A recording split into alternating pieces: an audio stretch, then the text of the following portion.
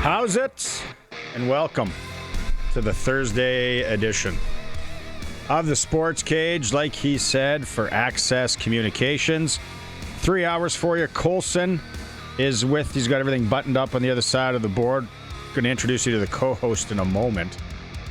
He's got good gear on if you're watching on the YouTube feed, because you can watch this program on the YouTube feed through sportscage.com. Also, we are on all the streaming apps, and of course 620 CKRM, where most of you listen on the radio dial. What do we have for you? Like I said, my co-host and I are going to talk a little CFL. What's going on? Get the lay of the land from him. How about those Winnipeg Jets? If you're a Winnipeg Jets fan, you're not in a good place right now. So at 3:30, I thought we better bring in Ken Wiebe from the Winnipeg Free Press, co-host of the Kenny and Rennie show. He's the beat writer for the Winnipeg Jets, or on the Winnipeg Jets. He's going to come in about 3:30. Let's find out more on the Jets. Hour 2, he said he might be on a media bus to the college semifinal game in Glendale, Arizona. Maybe that's going to be real interesting if he is. Farhan Lalji. We'll talk CFL, NFL, college football. That's a huge college football game tonight. You don't even have to like college football or follow it, kind of like me throughout the year. But this could be one of the games you want to sit down, hunker in for 4 hours, maybe sprinkle, and watch it. Also, the SJHL report's coming up today. The WHL trade deadline, 7 p.m. local time tonight. There's already been a couple of doozies. The Prince Albert one yesterday, we had Nick Nielsen on the show. I thought we better bring in our friend on loan from the Chicago Blackhawks, Cal Filson, former head of scouting for the Seattle Thunderbirds, now scouts at the Chicago Blackhawks. He's going to come into studio. We'll talk a little bit more about the WHL trade deadline, the WHL landscape, and how the NCAA and everything has changed, where players are going, how they're coming, all that. I'm very curious, actually. Cal should be in the know on most of that. If you got questions, we'll tell you how to reach out as well in a moment. Hour 3, Glen Suitor's coming on, but we're going to tie in Glen Suitor with Mike Thomas for the first little bit from the Regina Flag Football League. Registration was on Monday. If you're listening to this and you're a parent and you're like, what? I'm like, it was Monday morning. Hopefully there are still spots in your daughter's or son's age division. Let's find out the numbers from Mike Thomas. I think they're needing coaches, so we'll go through that. And then Glenn loves to talk flag football, so he'll be on for that as well. And then we'll talk to Glenn about these. He does not like, I know this for a fact, the CFLPA releasing those report cards. So we'll let Glenn vent. We'll let him have the floor. Winter meetings next week. So he's coming up as well. You can reach out to us and participate in the program like so many of you did yesterday. Some of you fact-checked me. I appreciate that as well. It's the Prairieland Rentals text line, 936-6262. Prairieland Rentals, they're located at 600 Albert Street in Regina. If you need anything on the rental side, whether it's for a job or just around the house, acreage, farm, you get to deal with the owner, and they are the official Husqvarna snow thrower dealer as well. All of our guests are going to join us on the Western Pizza Guest Hotline. College football on tonight. Maybe just pick up a wheel, sit in the sofa, get that pizza in you tonight. Any of your local Western pizzas, pick up special. I'm always a sucker for that. I don't want to cook after I get out of here at 6 o'clock. Co-host. All right, if you're watching the YouTube stream, you ready for this? You know who we're cheering for coming up this weekend. Greg from the Piffles podcast is with us. Go Pats on Sunday evening against the Los Angeles Chargers. I'm not super confident, though. I think anything can happen in that game. It's going to be tighter than I'm going to enjoy, I guarantee you that. But I'm a big Drake May fan, so it's amazing what happens when you get the right coach and offensive coordinator and quarterback together. Like, that offense is clicking this year compared to last year. Easy schedule. And I'm so sick of hearing the easy schedule. You can only play who's in front of you. You can only play who's in front of you. Would they be number one in the AFC East? I don't know, but they'd still make the playoffs. Yeah. Yeah. Are you more scared of Harbaugh or the Chargers as a team? The Chargers don't scare me. That's the thing. I think the Pats are gonna not lose this one, but Harbaugh as a coach is a good coach. He's a very good coach. But I look at that Chargers team and there's nothing there. Like they're the sum of their parts. There's no individual person that's going to take that game over. We could talk about this more when Farhan comes on, and we'll get the lay of the land from him on the NFL side too. You know what? Actually, don't let me forget, when Farhan comes on, I need a prop bet to play tonight in this Miami-Mississippi game. If I'm gonna sit down, you might as well have a few different sprinkles. Do you have anything? Do you know? I don't know enough about this. This game intrigues me. I like what I've seen from Ole Miss. But Miami, I don't know, something about that game, something about Miami this year too is pretty magical. Well, it's just funny how people didn't think they're supposed to be there. Well, they weren't.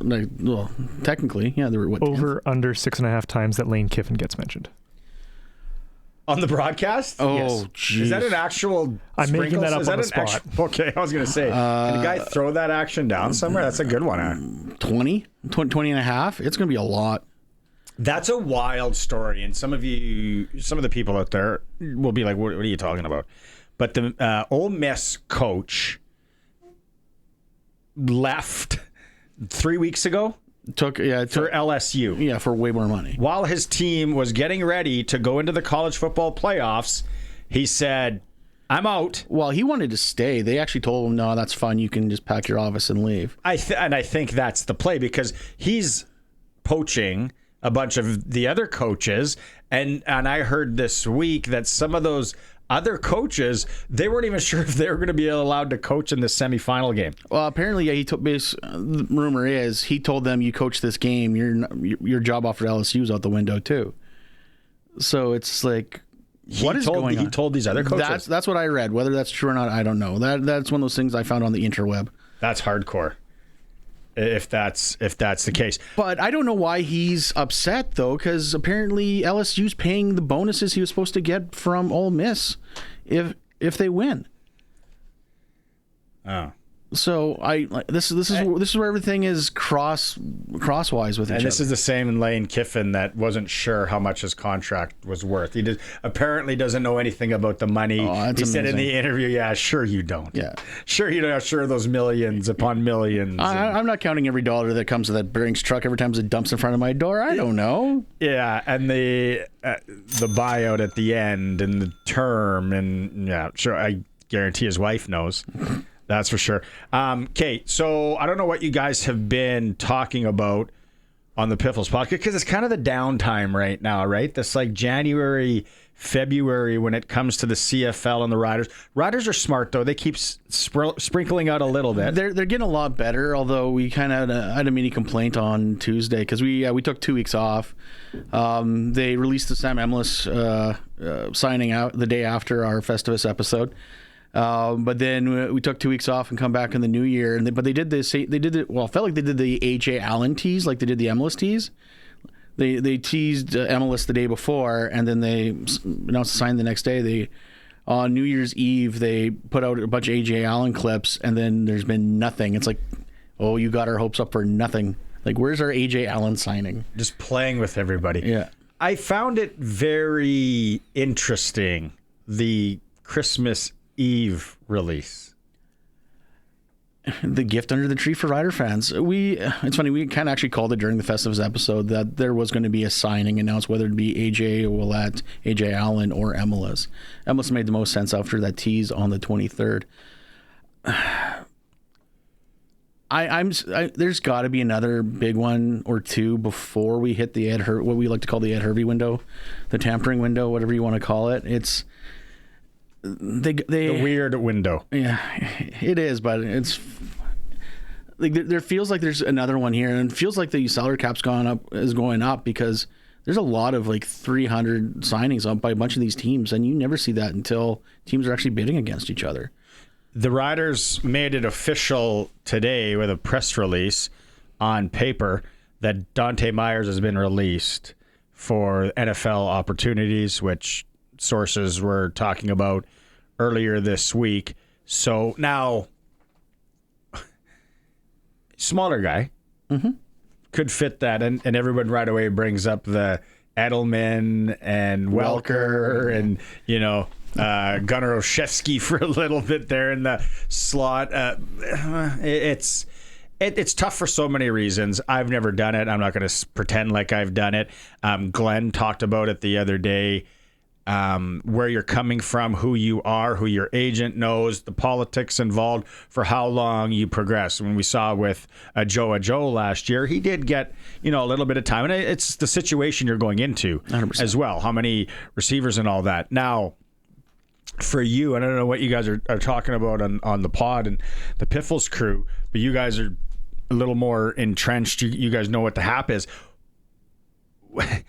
It puts the Riders in a tricky position with him. Joe, rookie. Did he have to come back? I think he had to come back to the Riders, right? Anyone can actually, under the new rules now, anyone can actually do NFL tryouts. It used to be you had to wait till your option year. Well, the option years are basically out the window now. So anyone in any point of their contract or in the offseason can go do these workouts. The team then has to release them, but their contract is still technically not necessarily valid, but on pause until they come back. So let's say a Joe last year, if he would have stayed with the Colts, the Riders would have owned his rights until his contract was over. This year, with Dante Myers being a free agent, the Riders, he could have signed with the Bengals anyway. It didn't matter. Yeah, so there's that whole the weird window. It doesn't come into play. No. Here, so that's what I mean.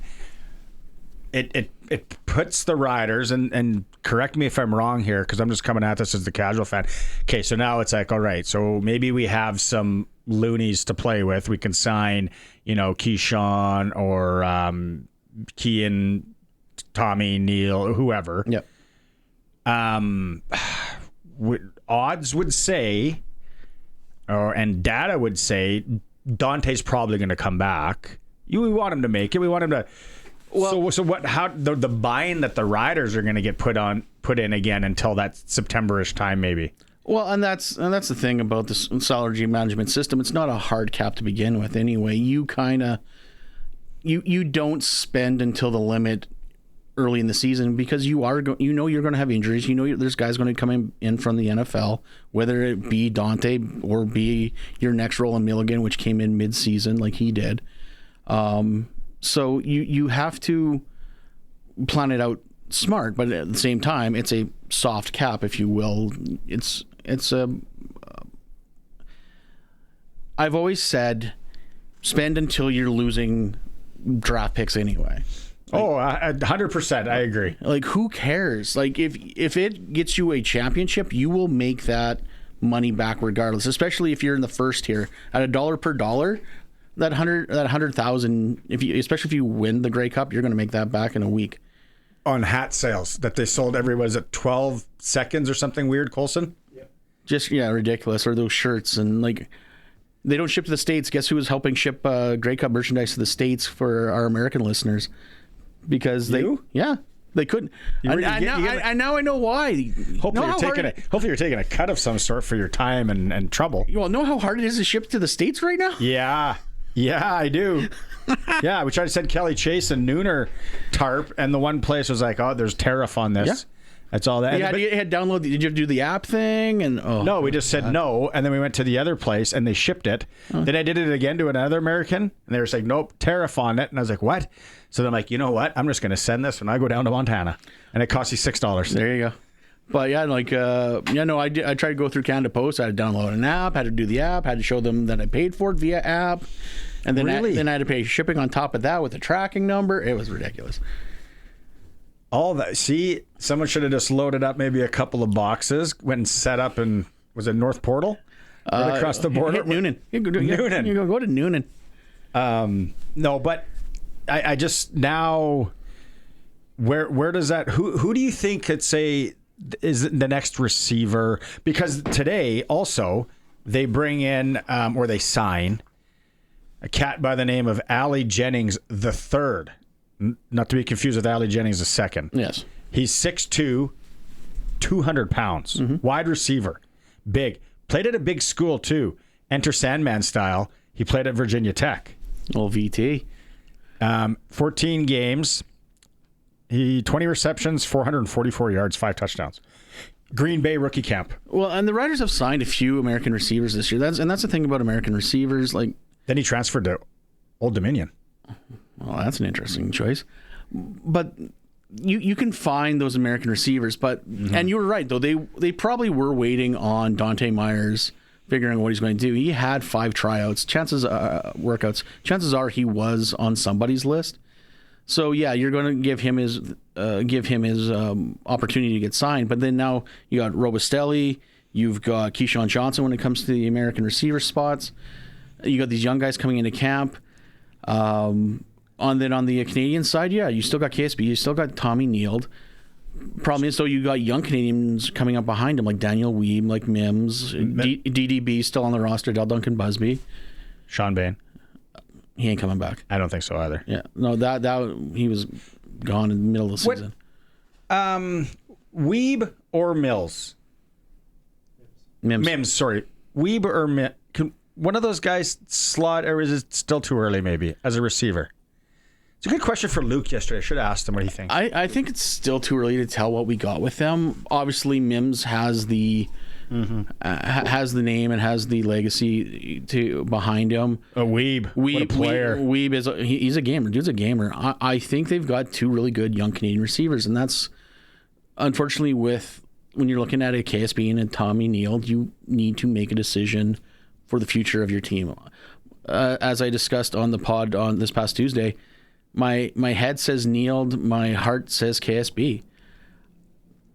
Is it going to be one? Is it going to be both? Is it going to be neither? I really don't know. It's hard to tell. James on the text line, you can participate as well. 936-6262 says, I'm sure our GM has already got a few guys extended. He's probably just trying to jam everyone else up and not announcing it. If we don't exceed the salary cap to run this back, something's terribly wrong. I've already found my hotel in downtown Calgary for November. And to James' point, he's not wrong. I think if the Riders are going to run it back, they are probably going to have to enter the danger zone when it comes to the money. Yes, 2027 is the home Grey Cup, but who's going to be our quarterback? There's literally, as of Curtis Rourke. Okay. There's no one right now behind Trevor Harris other than Tommy Stevens, and I like Tommy, but I don't think he's the plan for the future. Let's let Tommy sling it in 27. Get the shirts printed. That's what I said, and my co-host wanted to both come through the monitors and strangle me because they think it's the craziest thing they've ever heard. It's a live in the now league. Oh, 100%. Right?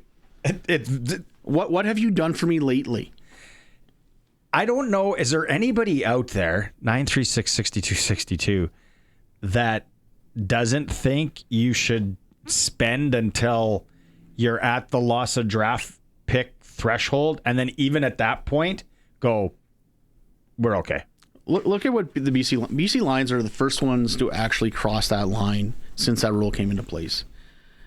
And they had a West semifinal exit last year. This year, West semifinal exit. So I'm very curious to see where they're going to end up this year when it comes to scale, because Rourke ain't cheap. Betts ain't cheap. Like, I'm curious. Hatcher. Like McInnes. Like, they've got a very expensive roster that is not turning it around. And I know Glenn apparently hates the report cards. They ended up last in the league when it came to their report card. So maybe that's the problem. It's not just paying, guys. What do you think is happening with AJ Lett? I thought we would have heard. Is it? Do you? And this is all speculation. Is it a him thing? Wondering, do I want to go through the grind again? Am I going? Is he shedding weight again? We don't know. I can't see him with what we watch. Don't know the guy. But you watch his competitive spirit and that motor and the fire he has, that would be extremely hard to shut off. I'm curious on what's taking so long with him, too. I expected him to be a before Christmas signing. Mm-hmm. So I don't know if it's the team. I don't know if it's him. Is he waiting for the window? Maybe he wants to see what's out there. I can't see that. Like, I knew Revis was going to be testing the window. And as he should. It's every player's ability to go see what the market value is for him. CJ Revis is definitely, the way he's talking online, is definitely looking for a payday, and I don't blame the guy. Your life in football is short. Get paid while you can. But I thought for sure AJ, especially with the way he talks about being here, how much he likes being a rider, I thought that would be an easy signing. So I don't know if that's the team going, let's wait, or if that's him wanting to see what the window is. I know he's kind of put down roots here, so I really don't know. He is a live in the country, out of a trailer kind of guy. He's like they say a Connor Hellebuck in Winnipeg. He loves hunting. Loves being able to get in his truck on off days, drive into the and go hunting or ice fishing. And AJ Ouellette, that is the kind of makeup that it was Jaden Delkey. Was he who was living with him and hanging out there as well? So those guys would love Sasky. The only really other place you could play that would be, I guess Winnipeg and Edmonton. Like Calgary is a little more, but Calgary's got Mills. Winnipeg's got Brady. Edmonton just signed their running back to a long-term deal. Rankin? The family? Yeah. I forgot. Oh, yeah. I forgot about them. But so the market on running backs is shrinking. Yeah, I thought, like you said, I thought that one would. I thought that was gonna come out before Sam. I expected Emlis pretty quick after Trevor said most people did. I remember the text line because he Emlis flat out said, if Trevor's back, that increases me. I'm coming back. So, and then they end up getting Emlis to sign for 2 years. And then just circling back to the AJ Allen, are you worried a bit because they did with the tease and then what happened, or? He might be a guy also who wants to test his window too. And once again, don't blame him. He is very underrated in this league, especially to the fans, but the ones that know. And I think if there's anyone that might shock some heads with what he's going to sign for, if another team does get their hands on him, it might be AJ Allen, because he is a ratio changing linebacker. So why not? I haven't heard Dean. Again, I'm not super in the know, and I don't, from what I know, no one in this building has heard. Dean's asking if he heard anything about Sean McEwen, key free agent signing last year. Unfortunately, he went down with an injury in training camp. Be nice to start 2 Canadians on the O-line. Dean, totally agree. They've got to. They're going to be changing that ratio. They can't go with 4 Americans on the line again this year. That, like, don't get me wrong. I'm glad they did it for the Grey Cup because we won it. And that offensive line played amazing through the playoffs, but 4 Americans on your offensive line all season is going to mess up your ratio. Tamara on the text line says she's in Cowtown. The only way the Riders are going to repeat is bringing back most of the Grey Cup winning team. If it ain't broke, don't fix it.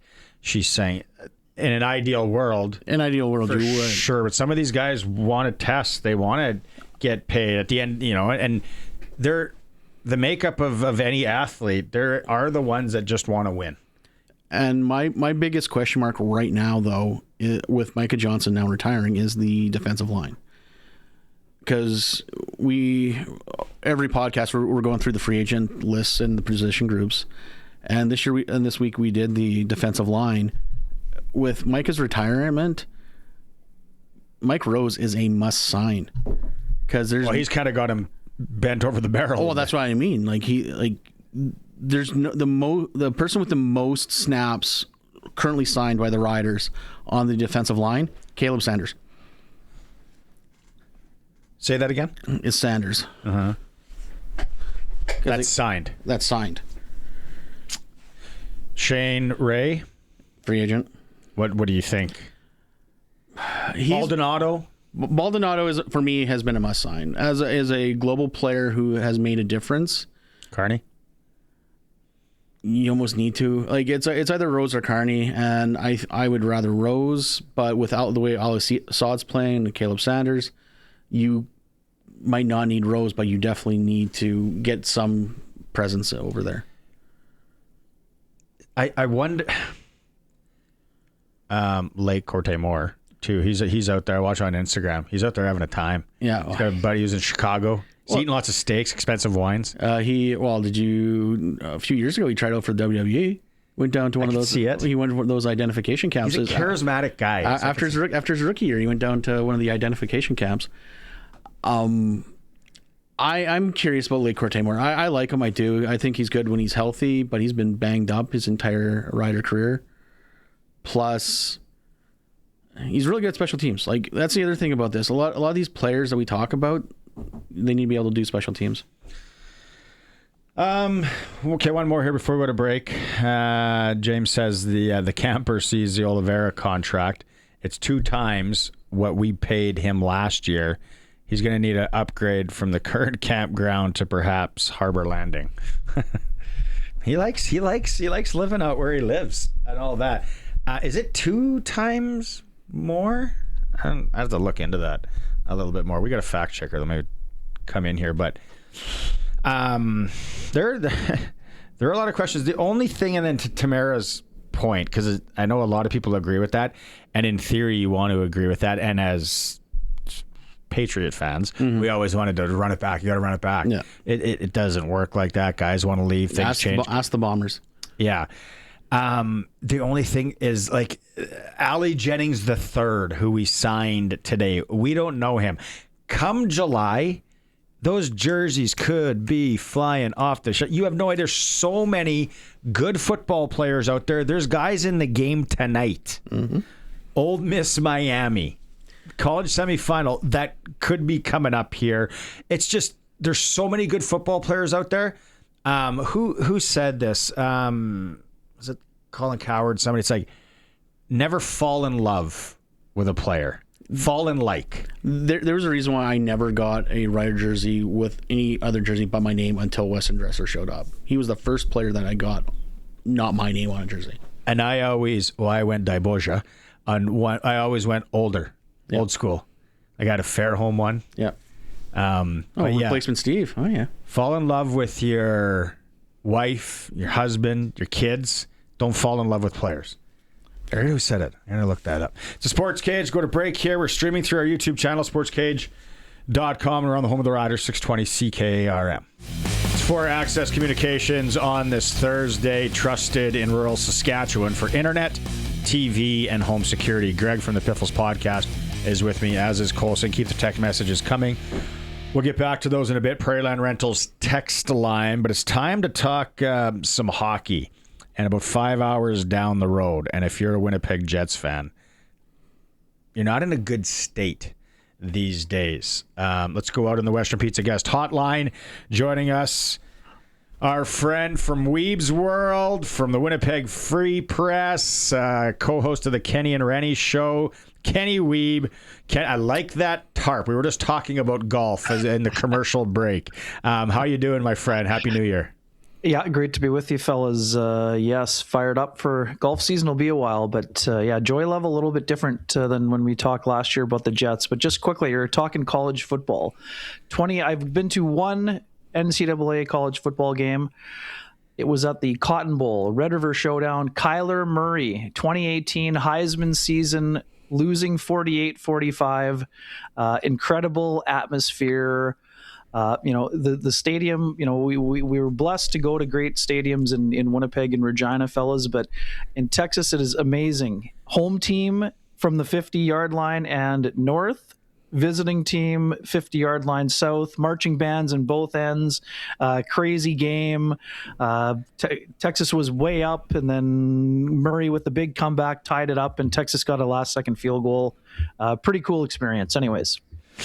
I agree. Call it college foot. If you go to the right college football game, you're going to come out of there and go, that was way better than an NFL game. It was way better than a lot of things I've gone to. The only thing is, Kenny, as you know, they're long. They're 4 hour, they're so 4 hour games. This is part of a Jets game. After the morning skate, Jets were optional. Paul Maurice was kind enough to do his avail early because he happened to have a hint to someone whispered in his ear that I had a ticket for this game. But I did make it back for puck drop, but it was a lot more uncomfortable than I thought it was going to be in Dallas. But pretty fun time. I got a terrific sunburn also. So the Jets actually had lost. Otherwise, you might have seen one of the funnier moments. Paul Maurice was ready to roast me about the lobster red dome of mine, but they lost in kind of heartbreaking fashion. So he was able to show some restraint. But anyways, got into the old hot tub time machine. And if you guys had told me, I would have pulled out the Brady jersey for the Patriots Day here. Oh, how far away is it? Where's the closet? I'm pulling out Patriots gear that I haven't worn in 2 years. First to admit. Greg last night and I'm like, I think it's at the cabin. But I went and I dug this bad boy out straight from Gillette Stadium. Ken. If you would have told me, that where we are here in December going into January, that the Winnipeg Jets were going to be behind the likes of the Chicago Blackhawks, Utah, Anaheim, teams like that, I would have said, get out of here. What's going on there, man, with a guy that's in and out of that team every day? Yeah, it's pretty wild. And what makes it kind of even more baffling is that the Jets were able to get off to a 9-3 start to the season, which seems like a lifetime ago, to be honest, guys. And even in that 9-3 start, yes, there were some things with the underlying metrics and whatever else that weren't telling a pretty tale, but elite goaltending, a really explosive start for the top line, the Mark Scheifele line with Gabe Vilardi and Kyle Connor. And then strong special teams were keys out of the gate. But since that time, the Jets have 6 wins, like since the 12th game of the season. And this last stretch of 10 losses in a row, yes, 4 in overtime, and 8 of 10 are 1-goal games. And one of the games against McDavid 10 days ago was essentially a 1-goal game with an empty netter. And it's just been a constant theme. Last year they found a way to win games all the time. This year they've just found a way to lose. If it was as easy as identifying one problem, the Jets would have solved that problem, but they haven't had enough secondary scoring. The special teams have gone from top 5 in both categories to bottom third in one and just on the periphery of bottom third of the other. This is a team that had the best power play in the league last year. Now I think they're tied for their 19th or 21st or something. So it's just been, completely baffling. And again, it's not as easy as saying, oh, wow, this one guy's really hurting them. I mean, it's like 8 or 9 forwards that kind of went cold at the same time. Vladislav Nemestikov was the Jets' second line center last year, guys. He's got 1 assist in 29 games. 29 games. He had 6 goals in the first 10 games of the season. It's just kind of confusing. And Nemestikov has been a utility player, versatile. You can put him anywhere for a long time and been a really effective player. But he's just gone into an absolute deep freeze. Nino Niederreiter used to be able to automatically mark him down for 20+, no points in 18 games. It's just confusing. And again, I'm not just trying to point out 1 or 2 guys. I mean, they've had basically 2 lines that have given them almost nothing. Gus Nyquist was I use the term marquee a little bit loosely, but he was a guy the Jets anticipated playing on their second line this year. He'll be a healthy scratch today along with Nemestikov. He's got no goals in close to 40 games this year. So a lot of things haven't gone super well. And again, we talked about Jonathan Toews early on, and he's actually got his game going, but 4 assists in 6 games, but he hasn't produced at that second line center type of level, but he's played a lot better coming out of the break, looks energized, and looks like he is playing the game instinctively, whereas in the start of the year, I mean, after a 2.5-year break, I mean, it was never going to be easy, but he's found a way to get himself going. I was at a game second, third week of November. I should have texted you to hook up for a pint at Silver Heights, but it was the Carolina Hurricanes were in town, so Ehlers' return. Mm-hmm. It was right when Hellebuck kind of started the injury he wasn't in. Mood in the stadium was the first game I've ever been there for a Jets game. It was great, all that. I hear Scott Arniel the other night. almost putting out a plea to the fans of Winnipeg. What has it been like in that rink over the last 4 or 5 weeks? Yeah, it's super interesting, Barney. Actually, the atmosphere has been pretty good the last stretch of time. A lot of that stretch where they were struggling was on the road, I guess. So it wasn't as much directed in terms of, when things go south, fans can go that way also. But they drew pretty well out of the break. I mean, they played the Wild right out of the Christmas break. They played the Oilers. Like, the barn was packed both nights. People were into it. And the fans in the building are definitely still very supportive. We're not in jersey toss territory or anything like that. I was just going to ask that. I mean, how many paper bags are you counting? I saw a paper bag the other night. I've still only seen one in Ottawa here, fellas. So that side of it, I think there's been lots of support. But I mean, it's wild times. I mean, I've covered this team all 15 years, and I covered some teams that were expected to be not very good, but not a team that had super high expectations that has sort of now gone into a little bit of faceplant territory. Now, a vocal part of the fan base, especially those on social media, they're like talking about openly tanking at a time where you thought you went into the year thinking this was a Stanley Cup contender. So, I mean, the Jets are not going to tank. They're not going for a scorched earth rebuild here. But the fact of the matter is that unless they rip off some crazy streak here this month where they have so many home games, and even then it's still a long shot for them to be a playoff team, they probably would benefit a lot from a top 3 draft pick, especially with what we just saw at the World Junior. But it's hard to convince. Now, we know this. Players don't tank, or you know what I mean? So none of these players are thinking about that right now. There's half a season to play. If you're starting to mail it in half a season left, you got big time problems that you're not going to be able to solve over one summer. But we're kind of starting to see the Jets, probably their best path is continue to battle right to the end. But if they're bad enough to enhance your chances of having a top 3 pick, and you're able to get a McKenna or a Stenberg or a Verhoff in there, now you get a player or two to play with those players. Now you're looking at trying to be competitive right away starting next fall, rather than having a 3 to 5 year rebuild, which is what we've seen from a ton of other teams that are impressing people in other markets this year. Speaking of the future, Danny Zilkin's making his Jets debut tonight. Looking to the future, what can the fans look forward for out of him tonight? Yeah, I mean, Jokin's a great story, guys, and he got pretty emotional talking about this. I was at the draft in Montreal when he was chosen in the 3rd round, and this is a guy who moved from Moscow at the age of 9 years old just for the opportunity to improve his chances of becoming an NHL player. Now, at that age, you might have a dream about the NHL, but this is a guy that moved with his family to Ontario, played in the OHL. 3 years with the Moose. The first 2 didn't go particularly well. He was hurt and banged up and mostly in a 4th line role. He showed up at camp this year, guys. He blew the doors off the competition at the Prospects tournament in Montreal in front of a packed house. Had a great camp. It's similar. I mean, fans in your market will remember Jansen Harkins when he played in the Western Hockey League. So Jansen kind of went from fringe prospect to all of a sudden being in the NHL, and it's sort of similar path in terms of what we've seen from Zilkin.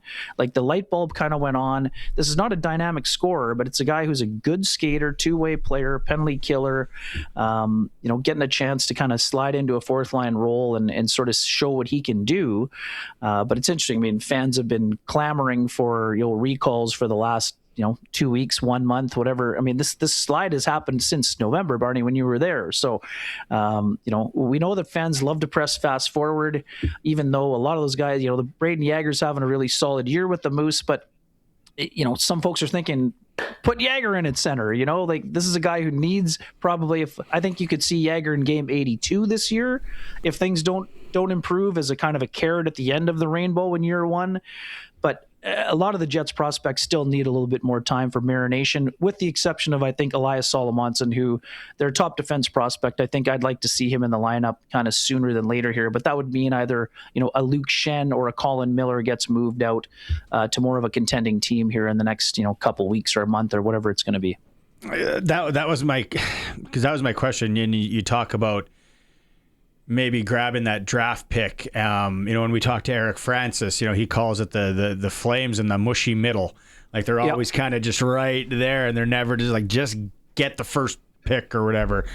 Can you foresee maybe some moves? I know there's going to be the freeze here again at the Olympics, but can you see a few moves?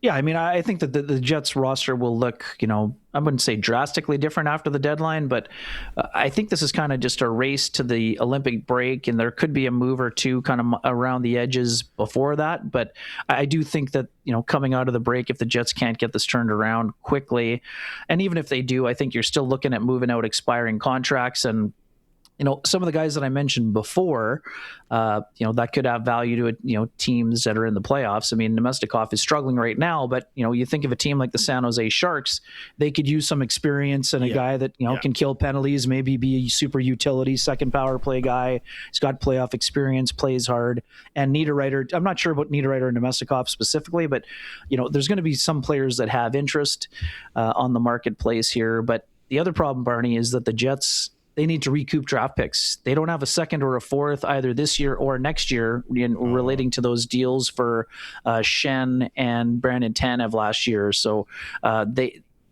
we've heard them in kind of been interested in Mason Marchment, but the second and a fourth it took to get him, the Jets don't have those picks this year. And the reason they were interested, even though it sounds strange because he's a pending UFA, is that he's a guy that they had targeted before, and I think they thought they probably could try to sign him to an extension. That was probably why I think they had interest in that player there. So, but yeah, I do think that there will be players moved. And I mean, again, a guy like Logan Stanley having a great year offensively, 7 goals, career high. He's a pending UFA, but now you're kind of stuck. If you're the Jets, you put in 10 years of sweat equity with the player, now do you want to move him when he's finally established himself as a third pairing guy? I mean, or do you want to take the draft pick recoup or also what is the asking price? I mean, Chris Johnson from The Athletic and TSN just wrote today that, Stanley could be in the $5 million range times 5 years, given that, unique skill set of being a 6'7" player that has some toughness and some mobility. So, I mean, if you can't come to terms on an extension, then you have to move the player, sweat equity or not, right? I mean, that's just sort of the situation the Jets will be in there, but it'll be a fascinating time, and I do expect some moves. But again, I don't think it's a complete house cleaning, because the reason why they signed a bunch of these guys is because it's hard to get people here that haven't spent time here. So you've got a little battle. You worked so hard to clean up the culture. Now you don't want to be, although the fans want to say tank, tank, tank and lose all the games, you spent 4 years trying to change the culture. Now all of a sudden you think winning is acceptable. I mean, it's a very delicate balance between fans, players, organization. And if you're one of those guys, even like Kyle Connor is a great example. When he signed that extension, fellas, he was not signing up for a 5-year rebuild. Yeah. He was told that they're going to be contending, same as Hellebuck and Scheifele 2 years ago. So that's still the goal for the Jets, but they just may have to. Some people are calling it a gap year, I guess, in other markets. And I mean, it has happened. Look at Boston. Boston had a terrible year last year. They've been over the playoff line for most of the year this year, but man, it's so competitive. And look at the Central guys. 3 of the best teams in the NHL are in the Central. So even if you're trying to ramp up again next year, these teams aren't going away. Dallas isn't going away. Colorado's not going away. Minnesota's not going away. That Central, Chicago's getting division? better. Oh, like it. You look at all those teams. You look at Minnesota. What is it? 23 points up on the Jets. Now, I know you want to write the story, and then we regroup in March or whatever, and say, remember when we talked in early January and where they were, and they were 11 points out of a wild card and all that. Yeah. Ken Wiebe is joining us from the Winnipeg Free Press. My last one. Do you have another one here? I'm good. I want to. The only thing, and from my count, and I don't know why I'm putting so much stock into this, Ken, but the Jets only have 3 players going to the Olympics. They're one of those teams. Is it 3 from my count? Like they don't have the 9 players. So if anything, if they can kind of get some points here before that break, they should have some good rest.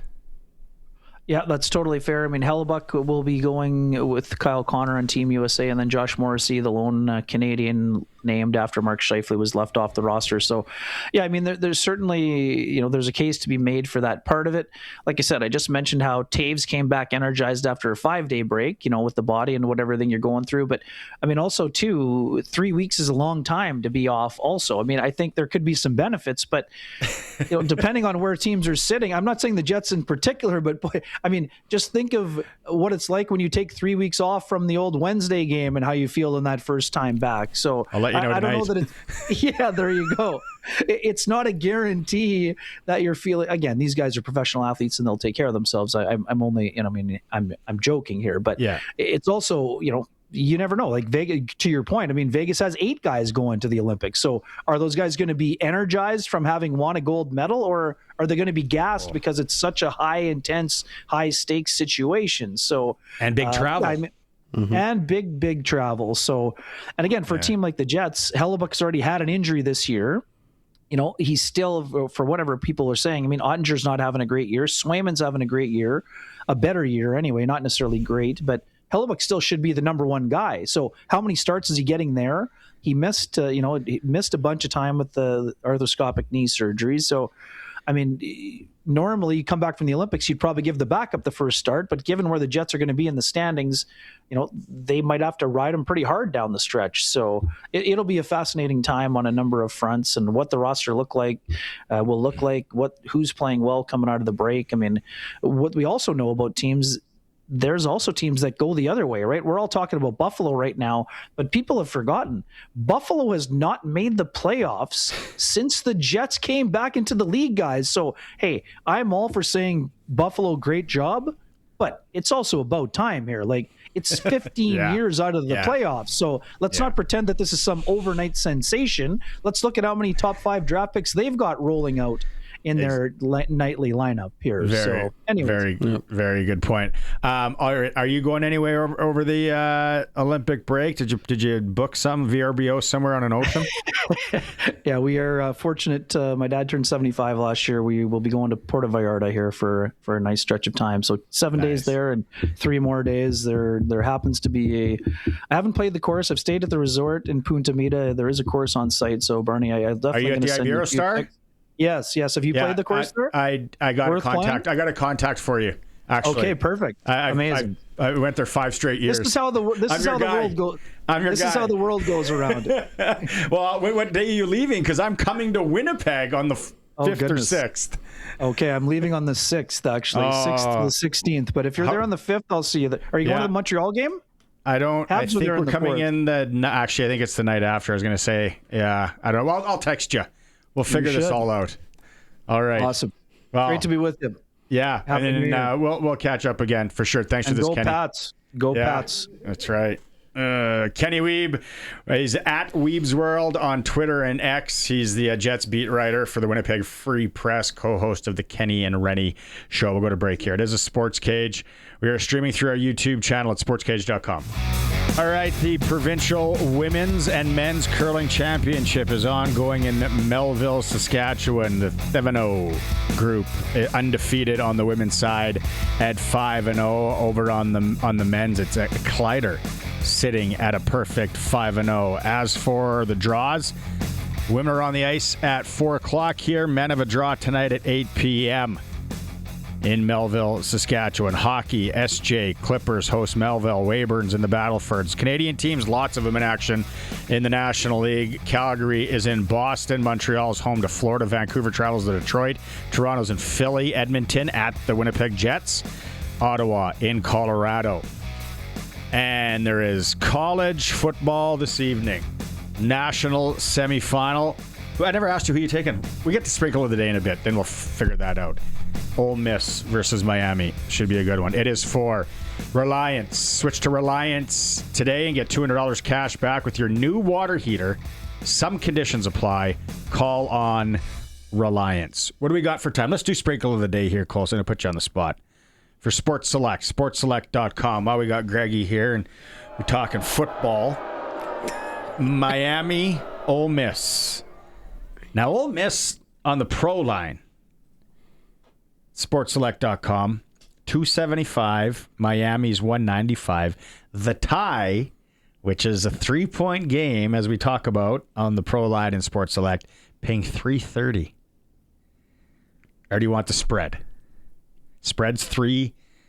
Miami is giving 3. Ole Miss by a touchdown. So you would take them on the Pro Line outright, 275. Yep.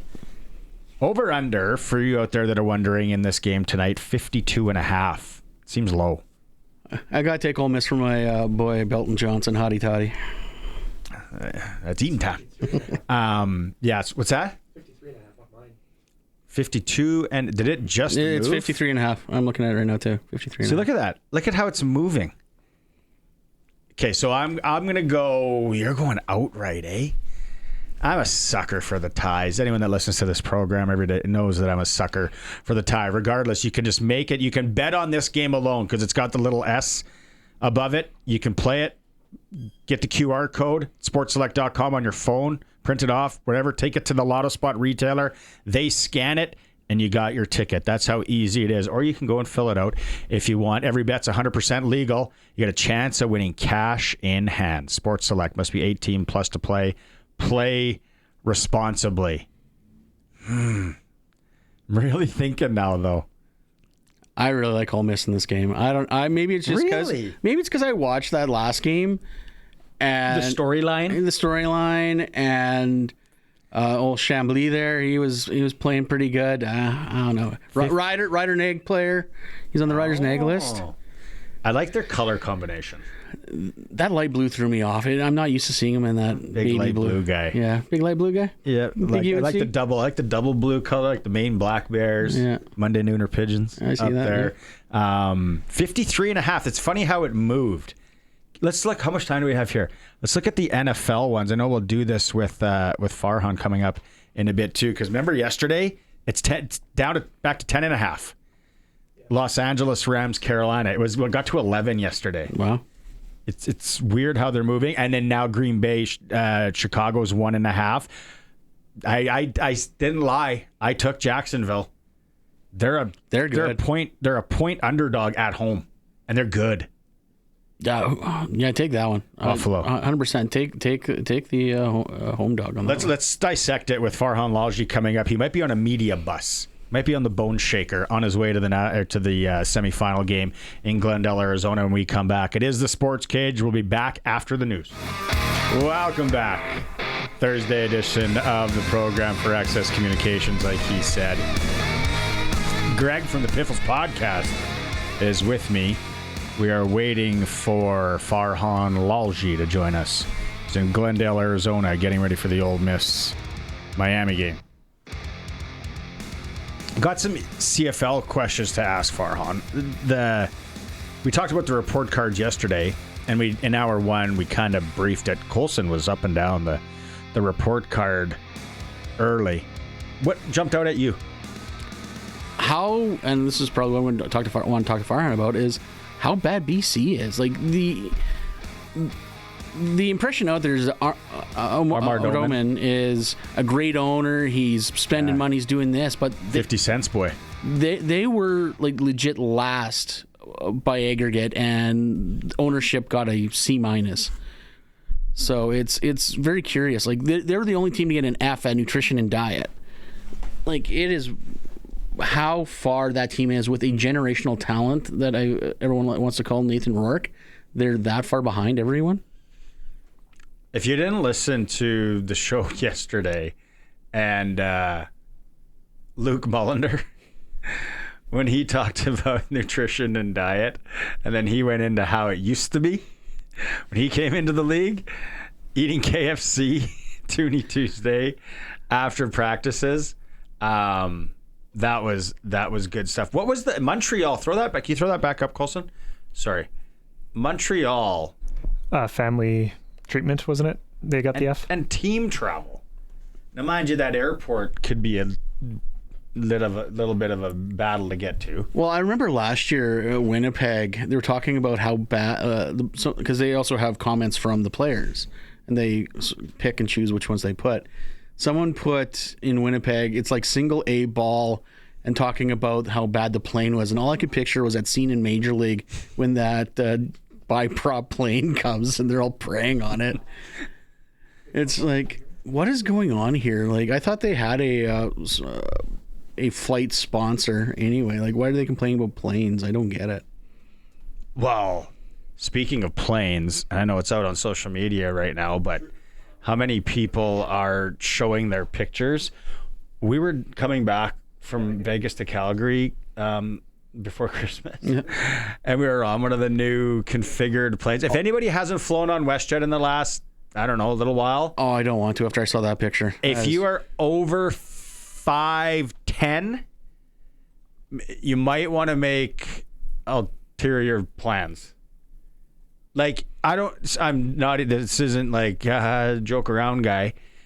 If you're 6 feet, 6'1", 6'2", I don't know how you could sit on one of those airplanes for more than 25 minutes. Well, I had to, and I'm not going to get political on it, but I had to laugh when the new Secretary of Transportation in the States is like, remember when we used to wear suits? It'd be great if everyone wore suits to the airport anymore. Why are we wearing pajamas? It's because you're jamming us into these things more and more. No one wants to get dressed up just to have no leg room. Like, come on. I think that females have it really good since the invention of Lululemons. Yeah, probably. Basically, they can travel anywhere in sweatpants, and they look good. Mm-hmm. Like us, we throw on a nice tight pant. We look like a weirdo. Oh, I wear joggers that are appropriate tightness. Yeah, I'm even worried to go out anywhere with my kids in a nice Under Armour jogging pant because they're like, oh, look, like their dad's wearing jogging pants. I gave up on that a while ago. What's up? We're going. We're waiting for him. We're standing by. Colson's giving me the one finger up cue, which I have no idea what that means. Now we got the thumb up. Universal thumbs up. You got the intro? Let's talk to Farhan. It's time to get the inside story. TSN's Farhan Lalji on SportsCage is brought to you by the Cooperators. Time to get financially fit? Cooperators can build a plan that works for you. Cooperators, investing in your future together. You are on a bus. You are on an iron lung, aren't you? Bone shaker. What's that thing smell like? How many hours have you been on it? Yeah, we are on the media shuttle heading to State Farm Stadium here in Glendale. It took a little longer than we thought. I thought I'd be off the bus by now. I thought I'd have this timed up perfectly and be able to thread the needle, but it didn't work that way. A lot of traffic here. Big game tonight. I don't know if you've heard. Yeah, the 101's probably backed up. The 10's backed up. I don't know which way you're coming from, but give me a prop to play in this game. Give the SportsCage listeners, we were talking about Sports Select and what we can play on this game because I'm sitting down and watching it. Greg's taking Ole Miss outright. I might take a 3-point game. Give us something. Give us some action. Yeah, I'm taking Ole Miss to win this game. I just think Trinidad Shambles is playing at such a high level right now. I know the Miami defense has been great, but, and to be honest, I haven't looked at the props. So you're going to have to tell me what the numbers are.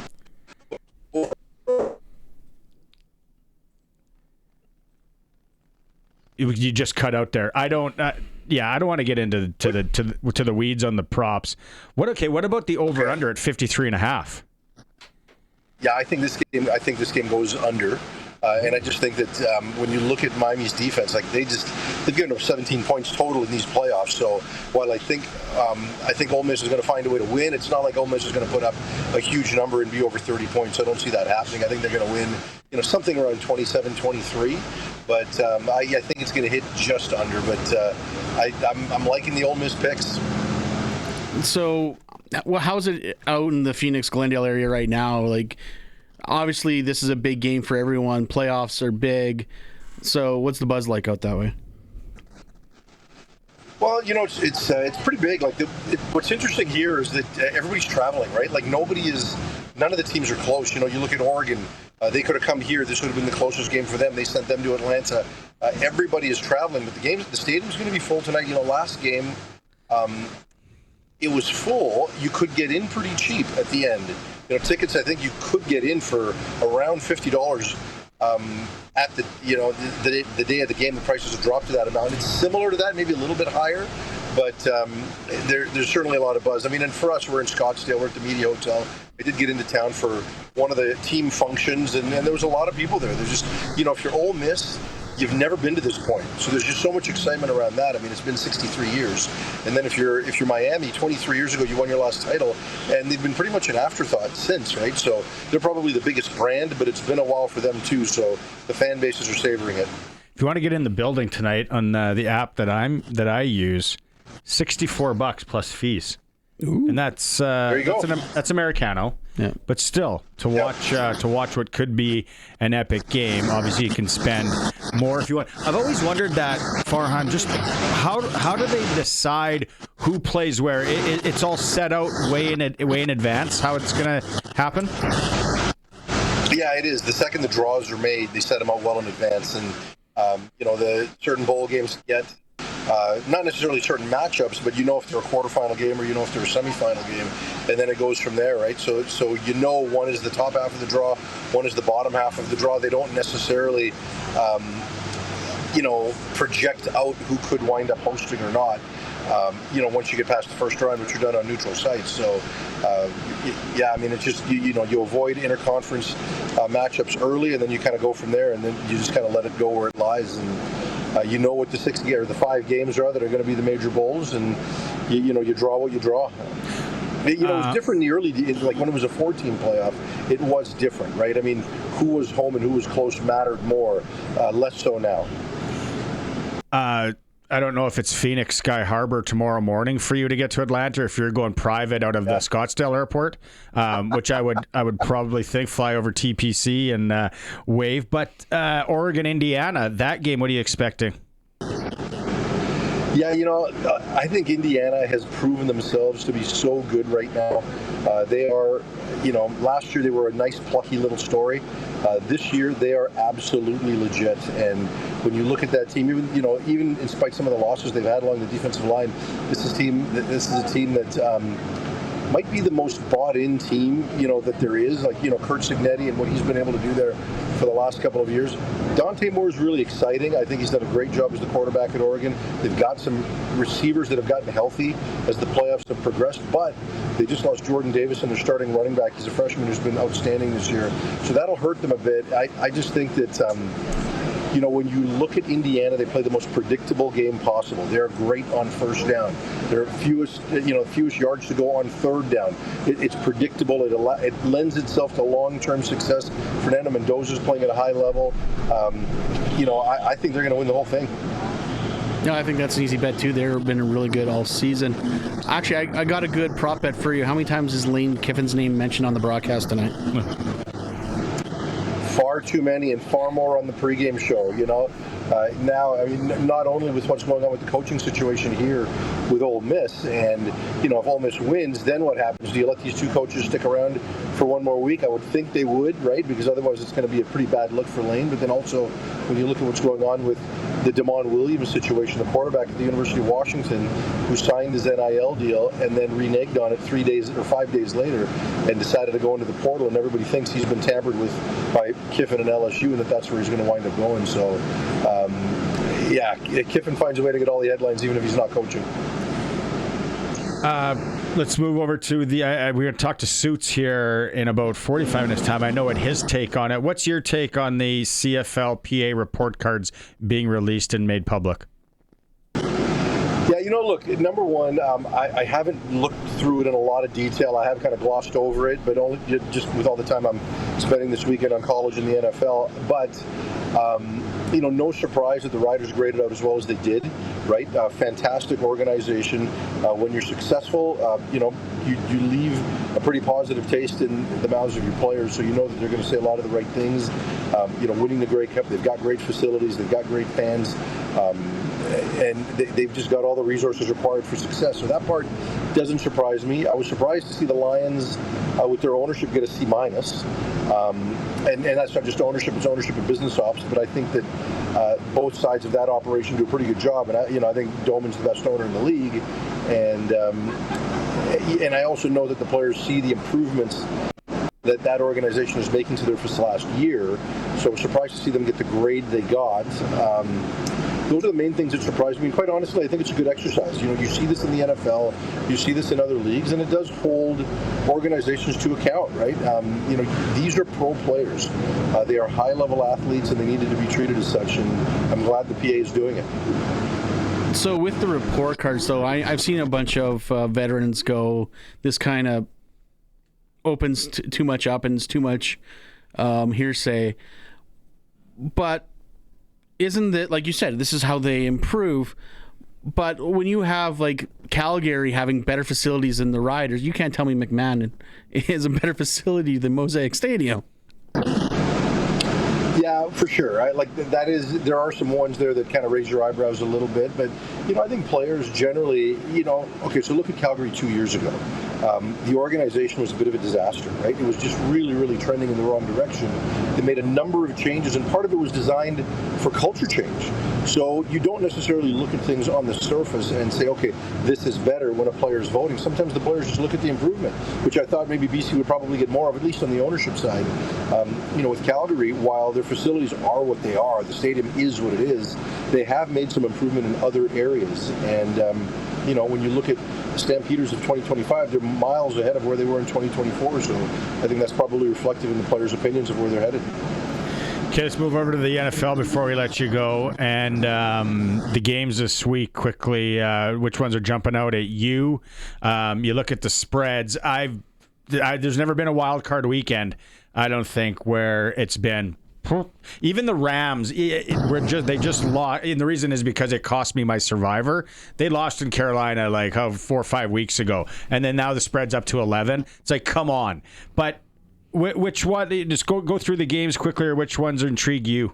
Well, the one that intrigues me the most is Jacksonville-Buffalo, right? And I think Jacksonville can do this, right? I mean, we're so used to seeing Buffalo make deep playoff runs, you know, and this year you get a weird situation with no Baltimore, Cincinnati, or Kansas City in the playoffs, and the other AFC juggernaut is Buffalo, and you know, they're not hosting, they're traveling on Wild Card weekend, so, you know, but most people think that, you know, this could be their time, but I just look at that team, and I've said this before on this show, I just think it's so flawed and so dependent on Josh Allen.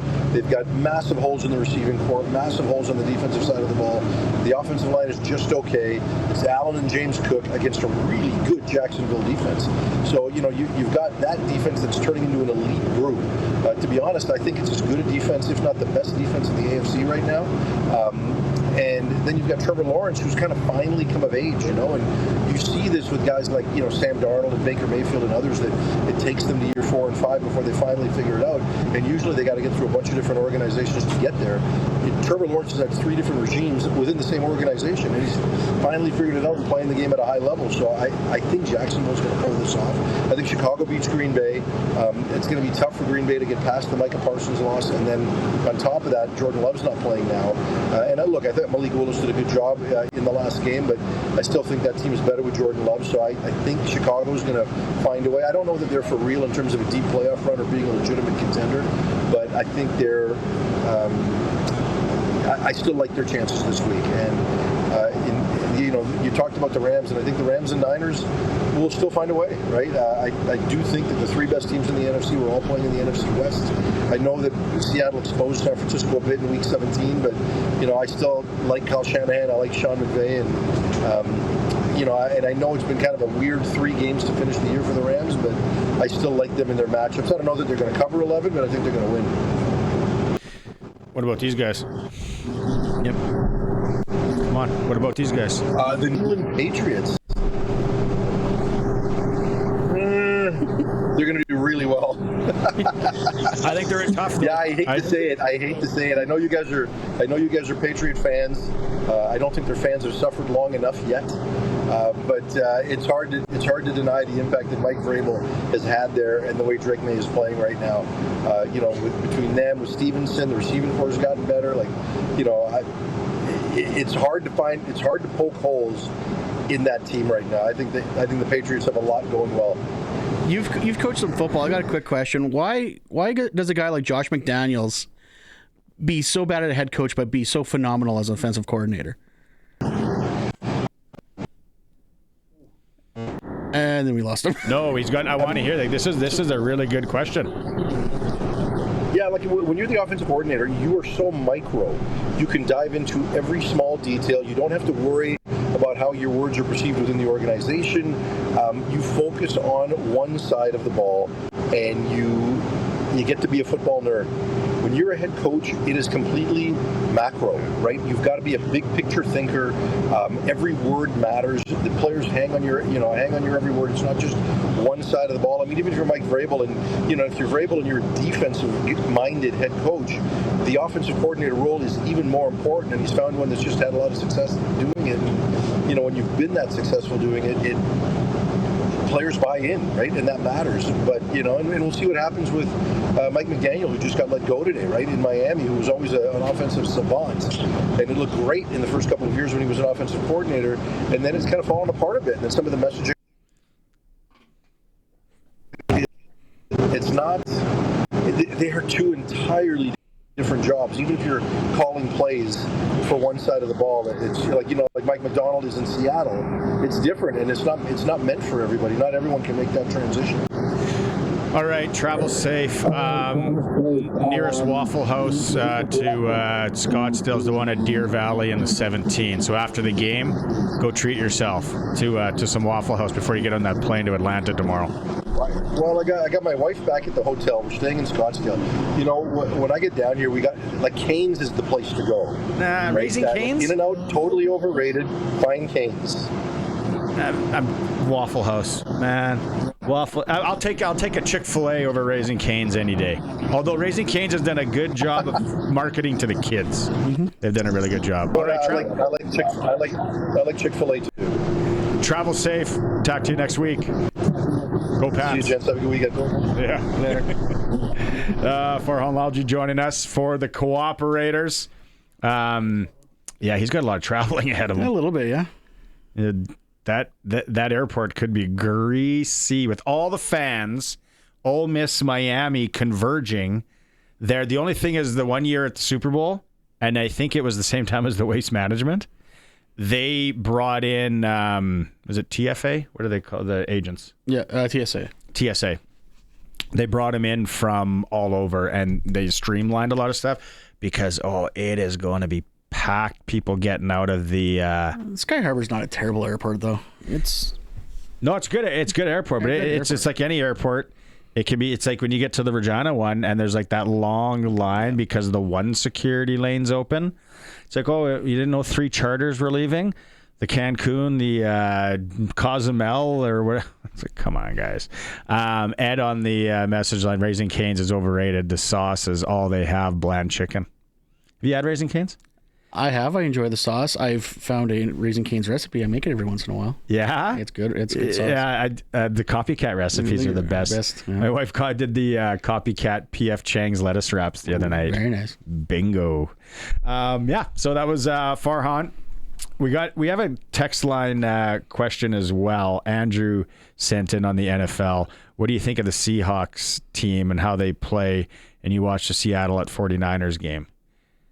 I think Seattle's really good. They can be. I don't hate the Seahawks personally, but I think they could play in the Super Bowl. Wouldn't shock me. I think the NFC is a little tighter than the AFC this year, but he's right though. The 3 best teams are all from the NFC West. It's anybody playing in future bets that people had that sat on future bets or put future bets down in August, September. Yeah, and teams that are into the playoffs now. Good on you. But just imagine having the Ravens making the Super Bowl and they don't make the playoffs by a rookie kicker on the last play of the game. Yeah, well then last year they screwed me because they dropped. Was it last year they dropped the Andrews? Yep. In the end zone. Yep. Lost lettuce. It's all about the sprinkles. So we'll take a break here. We'll come back. We got Clutch Performer. We're going to talk this WHL trade deadline day. Haven't been on X here quickly, but I know there was a blockbuster yesterday. Cal Filson, former head scout of the Seattle Thunderbirds, now with the Chicago Blackhawks, is going to come into studio. We get to chat with him, ask him some questions about scouting and the landscape of the WHL now. Obviously, we're going to ask him about Connor Bedard. We're going to ask about other things when it comes to hockey. It's a Sports Cage. We're streaming. through our YouTube channel at sportscage.com.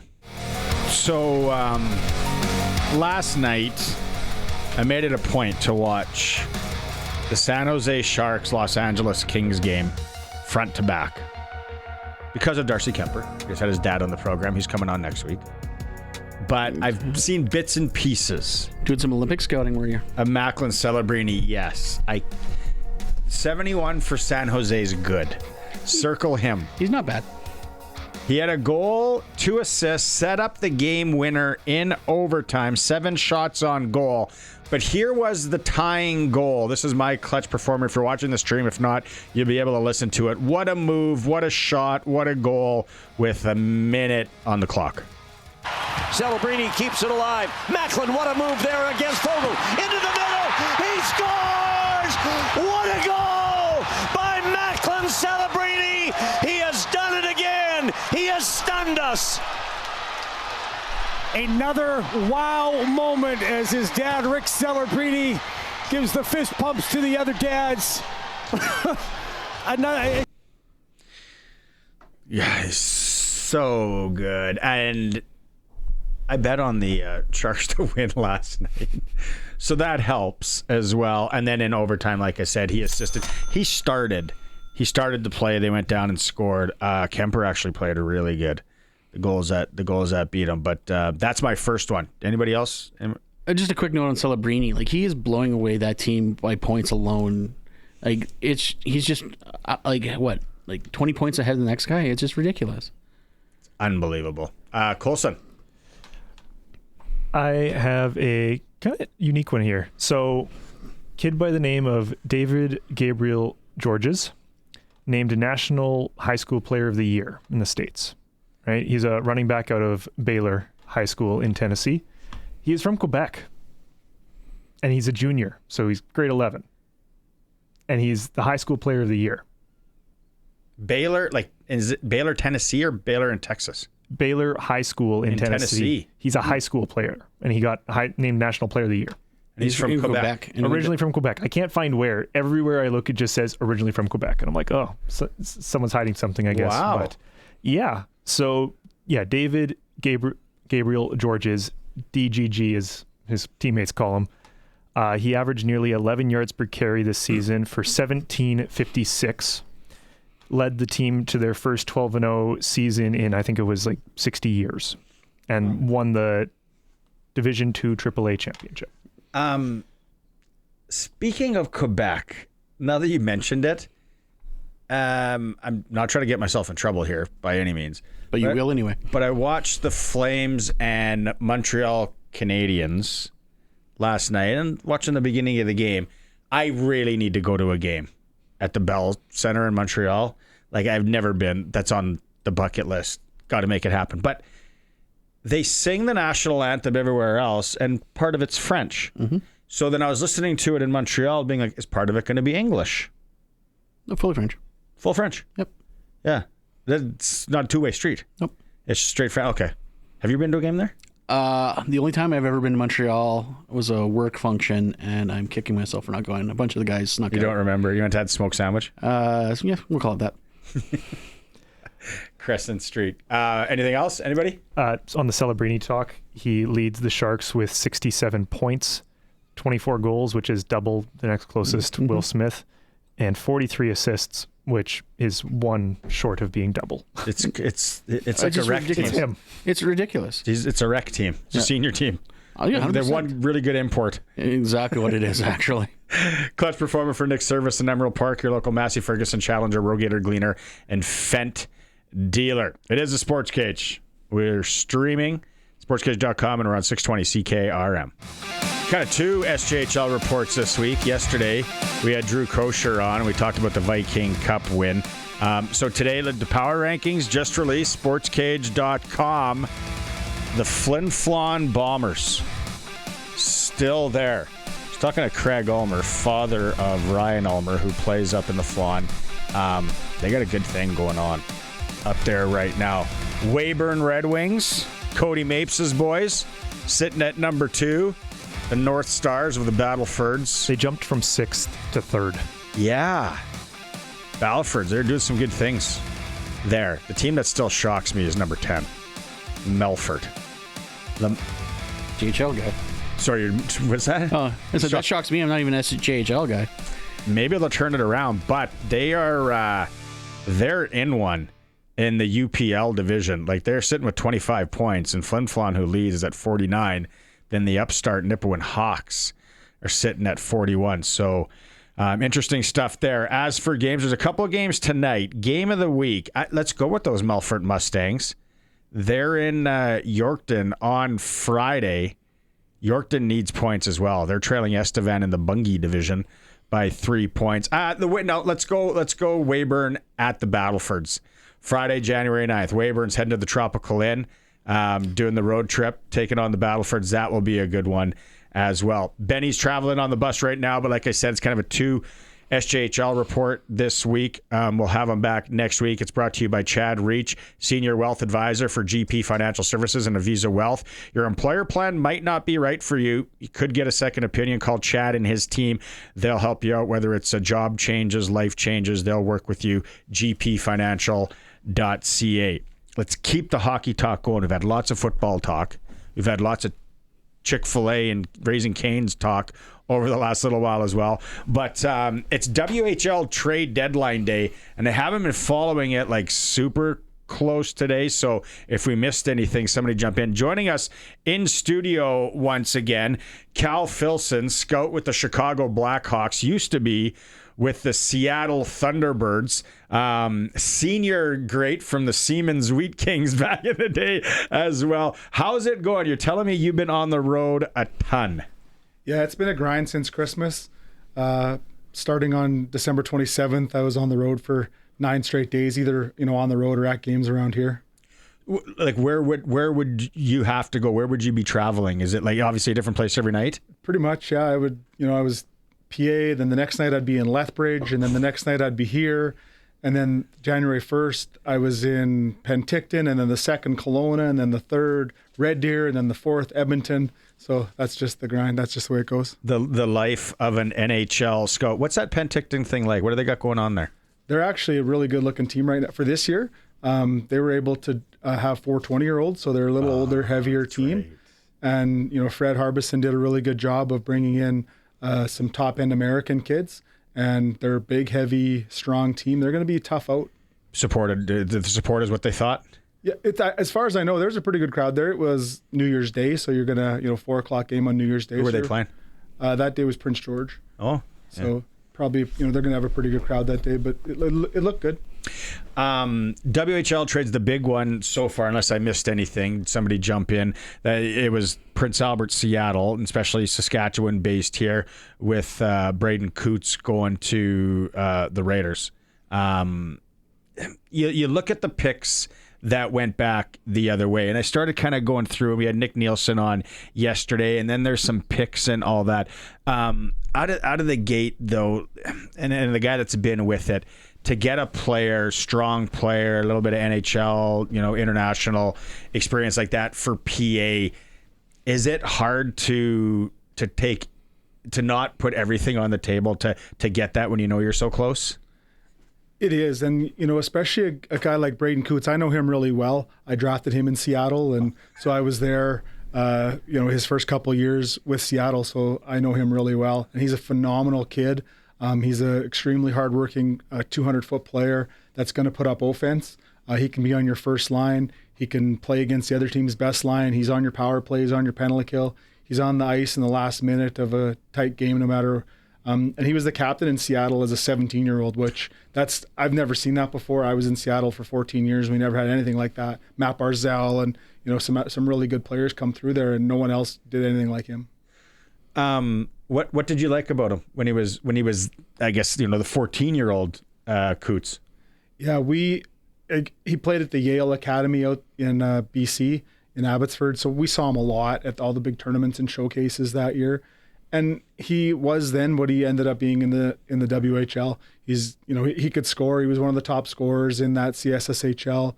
He's just really good 200-foot player. He's always on the right side of the puck. Just the kind of guy that you absolutely love. And he'd played minor hockey in the HSL up in Edmonton. And so our owners in Seattle They knew him from then even, so they knew this kid. So he went way back, so we knew him really well, and it was a great pick. These CHL, WHL trades at the deadline always surprise me. You always get like big names or for a ton of draft picks. What's the equation that goes into teams that are maybe just going to be maybe make the playoffs to maybe just under? Where does that factor in going? Do we sell the farm just to get a bunch of picks for the coming years, or do you ride it out? Yeah, it's tough. So, in Seattle, I was lucky to win 2 championships. The first time, we didn't have to give up much. We never even traded anything beyond. We had all of our first and second round picks, so we didn't really trade anything. That was just straight drafting, and it was a little different then. That was 2017, and then by 2023, when we won again, we traded everything. We got Nolan Allen, we got Colton Dock, we got Dylan Gunther, a ton of guys that have played in the NHL since then, and we gave up a lot, and that was to win the Memorial Cup. I think we knew we had enough to win the league that year, but we wanted to go all in to win the Memorial Cup. And everybody's in a different position, because some guys, it's a business at the end of the day. So if you're kind of close to that playoffs and you want to be able to push your way into the playoffs, or if you have a bunch of young players, it's important for these guys to play a playoff game and play a playoff series. So, you got a bunch of 17-year-olds, so they know what it feels like. They know the nerves, and they know that week of build-up. They know what game 1 feels like. They know what it feels like to have your season on the line. You're up against it. So, unless you get swept and get beat by 10 goals every game, there's a lot to be learned by just being in the playoffs. So, it depends on the team. What has surprised you the most this year with the NCAA CHL? Because it's the first year we've kind of gone through this. It didn't surprise me. It disappointed me how many guys left the Western League. They left good spots to go down there, and now they're not playing a ton. They're not getting a lot of ice. They're not putting up many points. We'll see how that goes moving forward. If more guys are going to, hold on for another year. We have our midseason meetings next week in Chicago, so we're, interviewing players and management and agents, trying to get a little bit more information. And we're hearing that guys, we thought maybe we're going to go next year. Well, maybe they're not so sure. They might hold on one more year. What's the hurry? Like, your end game is still the same. You're still going to, hopefully play in the NHL. Nobody's going to the NCAA. I shouldn't say nobody, but not very many people are going to the NCAA to hit the books. They're going there for hockey. And so, but down there, you're not playing as much hockey. You're playing your 30-some games instead of your 68, and you don't have a playoff. You have, a little tournament, and so it's just different. And I think a lot of people listening, us in the room, we've played hockey. And as a 17, 18-year-old, we probably all played with a guy that, was really good and can transition to play with the older players. 17, 18 to go on to play 23, 24-year-olds, it is still a jump, and physicality and strength, puck battles along the boards. I'm sure you see it a lot. It takes a special player to be able to play that NCAA, I would think. Absolutely. It is a whole different element. Like, it's kind of like the 15-year-olds that play in the Western League. They're big, strong kids for 15-year-olds, but when you're against the 18, 19-year-olds, you get pushed around and pushed off the puck a lot easier.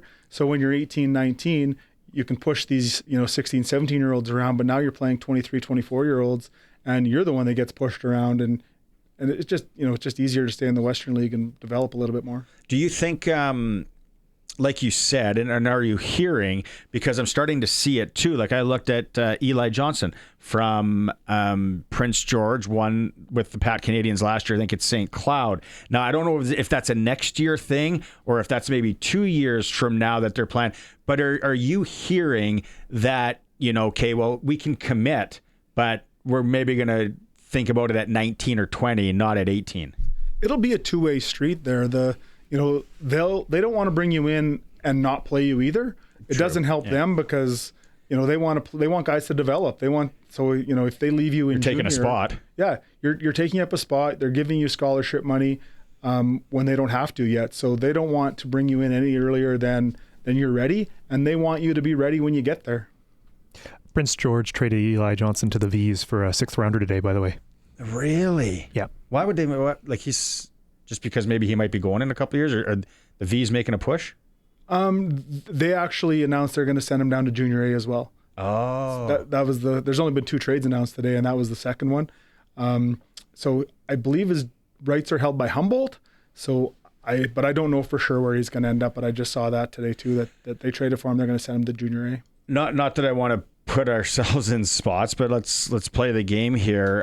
Jason Ripplinger down the road in Moose Jaw right now with Lakovic. Upper body injury. They said he's kind of out for the year. He's from the interior. I think he's from Kelowna.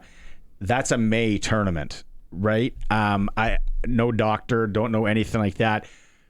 What's going on there? Would Kelowna be willing to maybe take future considerations or conditional is what I'm looking at? Yeah. Deal to maybe roll the dice on that? I don't know why you wouldn't. Yeah. Put together some sort of deal, and you can have it full of conditions. You can have, you get almost nothing if he never plays, but if he plays, if he's in the Memorial Cup, you get X. If he plays in the playoff, 4th round, 3rd round, whatever, you get something else. You could put something together like that. I'm sure Jason and Bruce Hamilton are talking about, that exact kind of deal. I think the deadline's at 7:00 here in Regina, so I'm sure they got a couple more hours to hammer that out. I'm sure they're talking.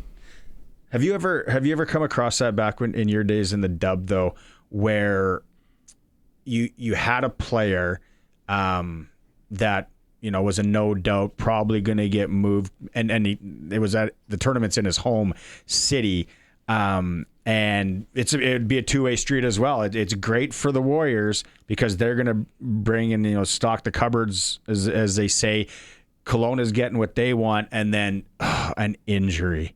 Like how devastating. In your 14 years of Seattle, did you guys ever have any like that? Nothing quite like that. We, the year we went for, you lost a goalie, didn't you, the one year? Yeah, the year we won, we ended up running through the playoffs with a 16-year-old goalie. What was his name? Carl Stankowski. Yeah, he was the one that beat the Pats here in Regina, and then he had a bad back. He ended up playing in Winnipeg when he was his 20-year-old year in the bubble here in Regina, but that was pretty much it for his Western League career. He hardly played past his 16-year-old year. His back was so hurt, and then he got back together when he was 20. It was a different career. But to answer your question, something similar. We traded for Colton Dock in 2023. He got hurt at the World Juniors, hurt his shoulder, and so we traded for his rights. And we knew he'd be back at some point, but he came back, I think, end of February, so a little earlier than what Lakovic would be.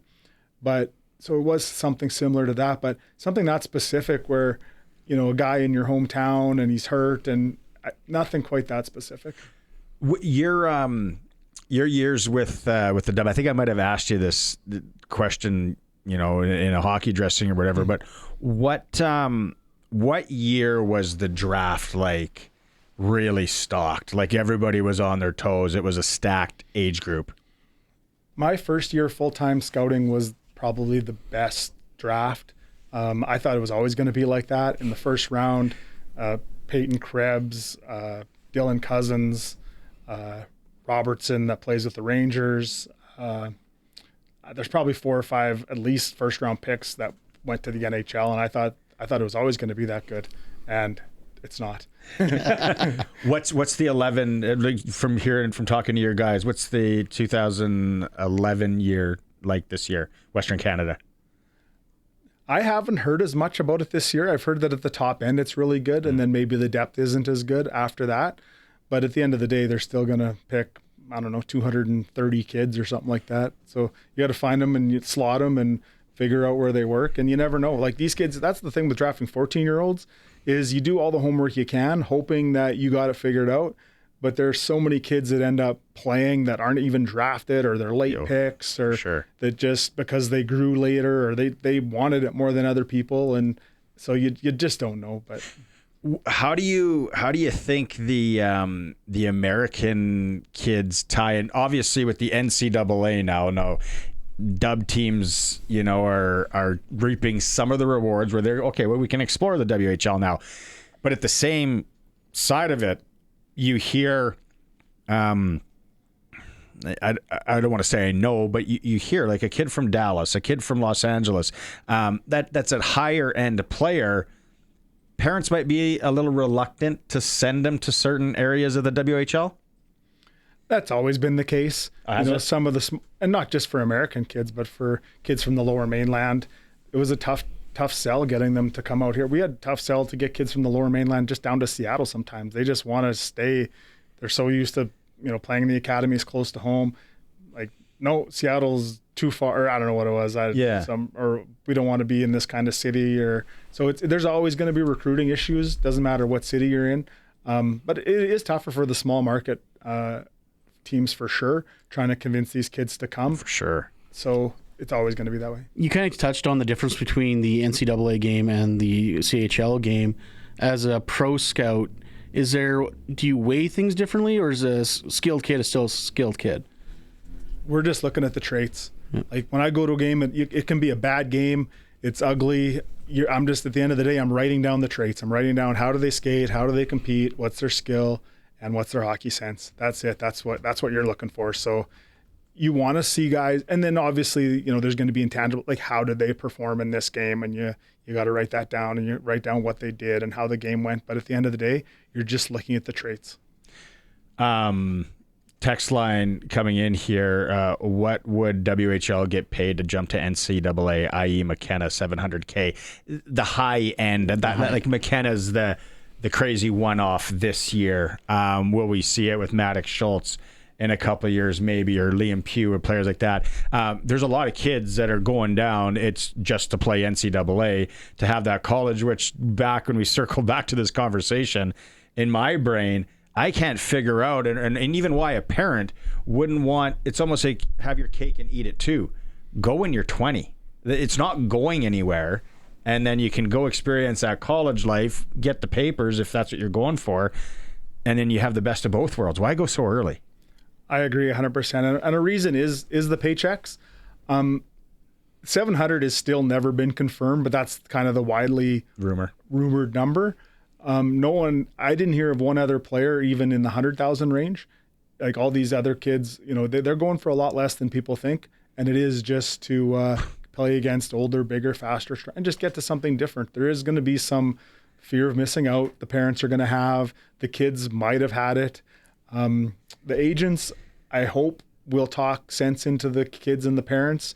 But if they're determined enough to want to leave, they're going to leave because agent doesn't want to get fired. We only got a couple minutes left here, but I got two I want to get to. The first one, I had no idea. And you ever come across the U.S. development team kid and having to basically pay to get him out of that? And I heard it's around $50,000. Like I said about it's the number I've heard as well. We had a kid in Seattle. He played his 16-year-old year with the development team and then played for us when he was 17. And again, all these things are all hypothetical and rumors, so I don't even know if someone paid the $50,000 to get him out. Sometimes they will just release you if they don't see a path for you either. They'd rather bring someone else into the program. Or maybe the agent or advisor is going to bring you somebody else. You scratch my back, I'll scratch yours. Those are all distinct possibilities. The hockey world is pretty small, so those people at the top, they know each other pretty well and they help each other out best they can. Got to ask you about Chicago and Connor Bedard. What a season he's having, not going to the Olympics, but he really it looks like he put in the work, like he said in the offseason. I've been extremely impressed at how the team's done since he got hurt. They started off bad. I think they lost their first 5 or 6 games. Since then, they've been on a tear. Like they beat St. Louis last night 7-3, and they've won every game since the new year. And that just shows, the development that these guys are going through. Big trade today. We traded Nolan Allen, Davidson, Saskatchewan kid, to San Jose Sharks for. It was kind of a big trade. We traded him and Laurent Brossoit for picks and contracts, and it was kind of a big trade. So hopefully that gives Nolan a chance to actually play hockey. We had him kind of buried in Rockford in the minors, and just because we have so many left shot defensemen that we just needed to make room for him to go play somewhere. Wow. That's the thing that always confused me or intrigued me, I guess is a better word, is how much like left shot defenseman versus right shot versus who can play center and when they get kicked, like face off specialists. Like how much does that go into building the team as well? pretty much everybody plays center at some point. It feels like there's not many just wingers, especially when you get to those higher levels. Like, as Barney has seen it with his own son, the best players from when they're tiny are playing center because they get to be all over the ice and roam all over the ice, and that kind of just keeps on going as they move up. There aren't too many guys that are just dedicated wingers. So, Connor last year when they had him playing with Frank Nazar, he was playing right wing sometimes. And if he went to the Olympics, he came out this week and outright said that he could be an injury replacement. So if he went there, if someone happened to go down, that he'd play wing, he'd play left wing, he'd play right wing, he'd wherever. And so for us, when we're looking, right shot D-men they're just hard to find. So you are going to be looking for guys like that. But at the end of the day, you like guys that can play both sides, especially those left shot guys that could play on the right side. It is harder just to pick up rings going the wrong way on your backhand. And so it is better if you can have 3 right, 3 left, but it's almost never that way.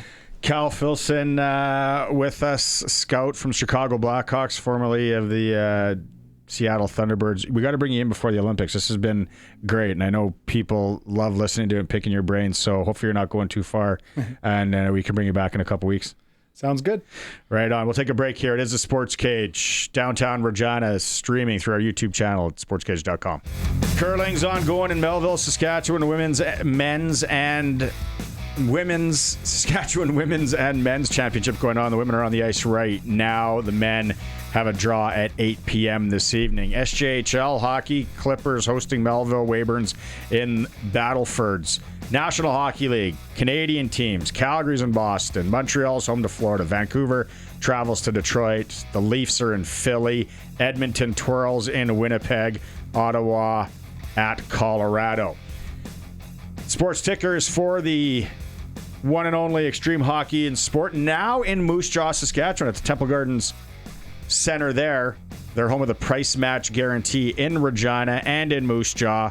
They're local. They support local Extreme Hockey and Sport. We're going to talk flag football, CFL football after the break. Glen Suitor, Mike Thomas is with us. Greg from Piffles is going to be sticking around. It is the Sports Cage. We'll be right back.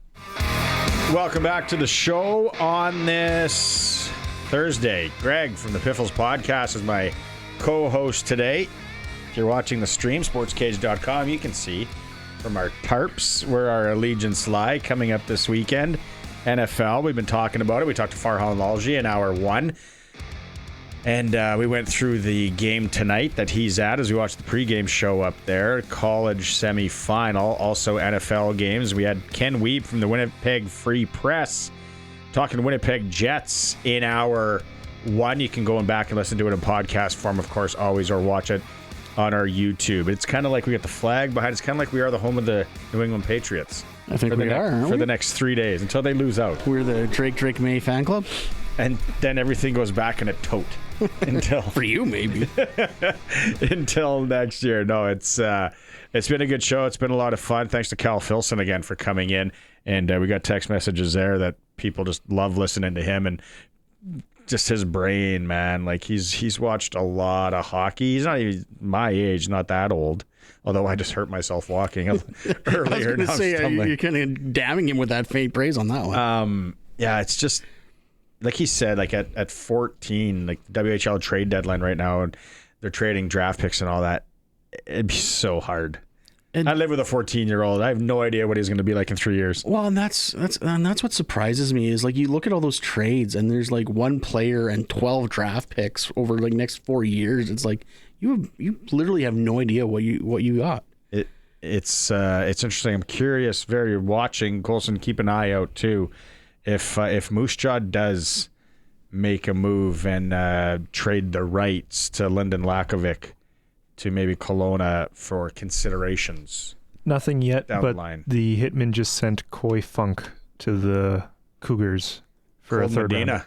Going up to PG. Yeah, Funk for a third rounder. You can't fake the funk. No. Hey, with football too. We've been talking start of the show. Ryder signed wide receiver today. Ali Jennings III spent 2 seasons with Virginia Tech, transferred to Virginia Tech from Old Dominion. Oh, that makes more sense. Yeah, 6'2", 200 pounds. He had an invitation sent in the mail for the Green Bay Packers rookie mini camp last year. So they're bringing him into camp. Again, 6'2", 200.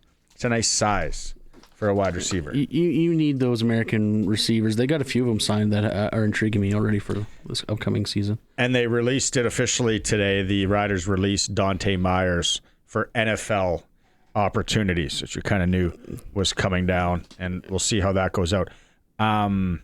You and I were talking. AJ Ouellette, hello. Where's that signing? AJ Allen? Like, where's our AJs? Where's our AJs and our CJs? Both on the same day. Yeah. Signed both on the same day. Brought to you by AJ Video Game Exchange in Saskatoon. There you go. There you go. Sell it. I don't think that place is in business anymore. Let's get going. Suits. Do we have no intro? No intro. We have a mic. We got I wanted to do this today. Press coverage with Glen Suitor, and I wanted to talk to Mike Thomas from the Regina Youth Flag Football League because registrations opened up on Monday morning. It's that like mad dash where SaskTel and Access Communications and everyone with internet crashes. It's like over what's going on in the city. And then people are scrambling. I didn't get my kid registered. I got to do it. I can't even imagine how many messages he gets for like, hey, wild. I slept through this one on Tuesday. Can you get my kid in? So I thought, and because Glen Suitor is such a flag waver for flag football, and he loves the Regina Flag Football League, he just hears a lot about it. They've never talked to each other, I don't think. So I thought, why don't we have a little roundtable for the first little bit here and bring him in? Western Pizza Guest Hotline. Both fellas, there you see if you're watching the stream, Glen Suitor and Mike Thomas. Was that a good enough intro for you both? I know, Mike, you just got off a beach. So I'm sure you got piles and piles of paper to get through. No, it was a great intro. I do appreciate that, and still getting a little bit of sand out of my hair up top there. So, but no, it's always great to be able to have the opportunity to chat with Glen, yourself, talking ball, and what a great time it is here in the city, as you mentioned, with our registration that opened up on Monday. Okay, simple question. Where are we at numbers-wise? Where are we at last year final number, and where are we sitting right now, Mike?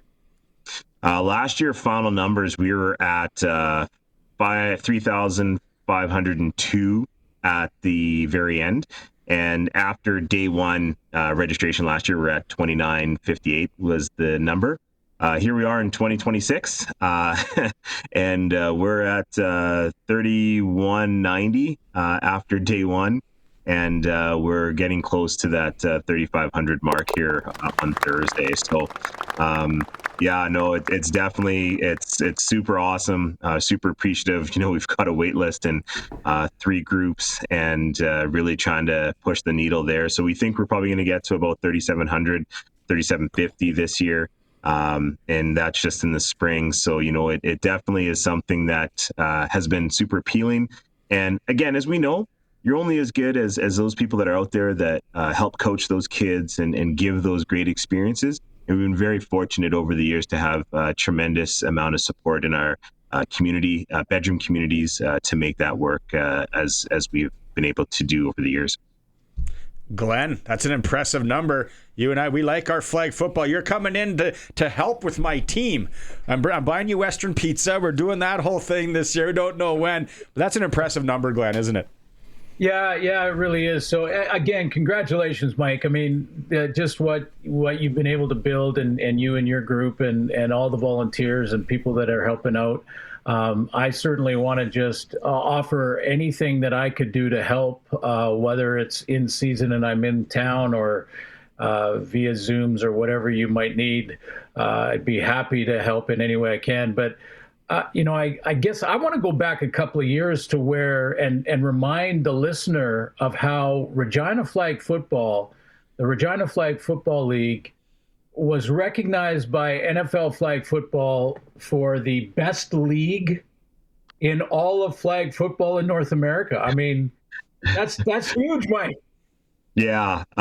You know what? I do appreciate that, Glenn. And I'm usually pretty reserved in a lot of this stuff because, that's the way we are here in our province, as you know. Never boisterous, never kind of that attitude that we see from maybe some of our eastern compadres. So, you know, I've coached it and is played against you, Mike. Come on. I've seen you on the field. All right. Okay. Well, I'll let her go right now then. You know, that year that we were anointed the NFL Flag League of the Year in 2023 was something very special. I was able to share it with my wife at that event, and I went with no understanding or even knowing that I was even considered, or we were being considered, our league, because it's never an I thing, it's a we thing, being considered for that award. And once it was announced, it was definitely something that I was definitely humbled by. And I felt a little bit of sadness because I would have loved to have had so many other people be able to be present to share in that moment, because it really is truly a team effort. You know, so many people that have sacrificed over the years coaching kids when they have no kids in it.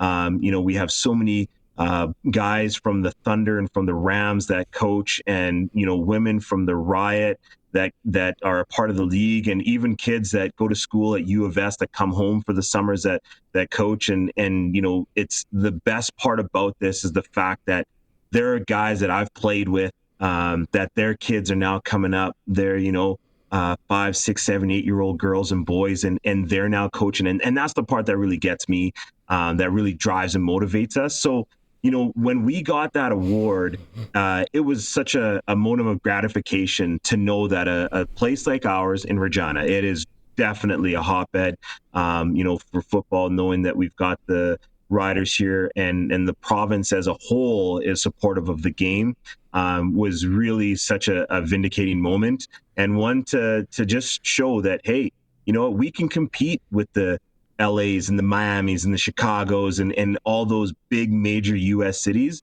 And it was a place like ours that was able to be acknowledged across the stage and to everybody in the States that, hey, little Saskatchewan is recognized as the best league in the whole gamut. Yeah, very, very cool. And to think that, you know, in the early part of this decade, when this all basically got started and got some momentum, there were 75 first members, and there's now you're talking about thousands and waiting lists and things like that. I'm curious though, Mike, how have you guys figured out, or I guess this is probably a number that changes constantly, but what is the percentage of kids that sign up for flag that end up actually playing tackle as well? Yeah, you know what? That's we actually do quite a very good job of data in retaining the information and kind of correlating where that might be. And the best way to put it to you is this: last year, so 2025, in the spring, we had 3504, I think was the final number.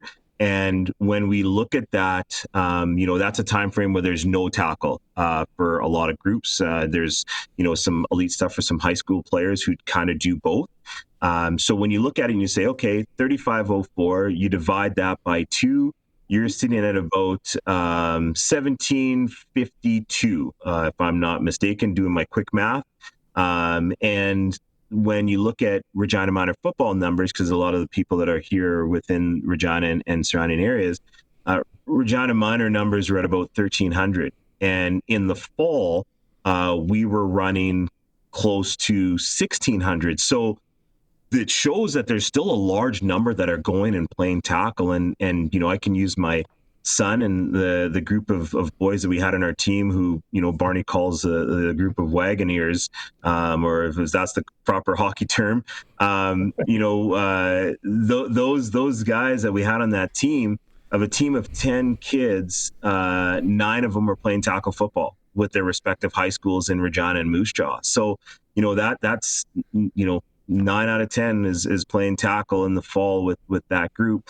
And there's a lot of kids that do that. And it's great because really at the end of the day, we're trying to offer an opportunity for kids to play the sport, whether it be contact or non-contact. And if they choose to do non-contact, they have an opportunity to do it in the spring and in the fall. And for some of the little guys, they're doing it here in the winter. So, you know, it's really, when we look at it, it's been something for a development, you know, because now that same group of wagon guys that you're talking about, Barney, you know, they're going to be running their high school offense in a flag setting because they got the starting quarterback and receivers out there. So it really is an extended kind of throwing opportunity for schools and teams and players, and that's really helped them from an older aspect.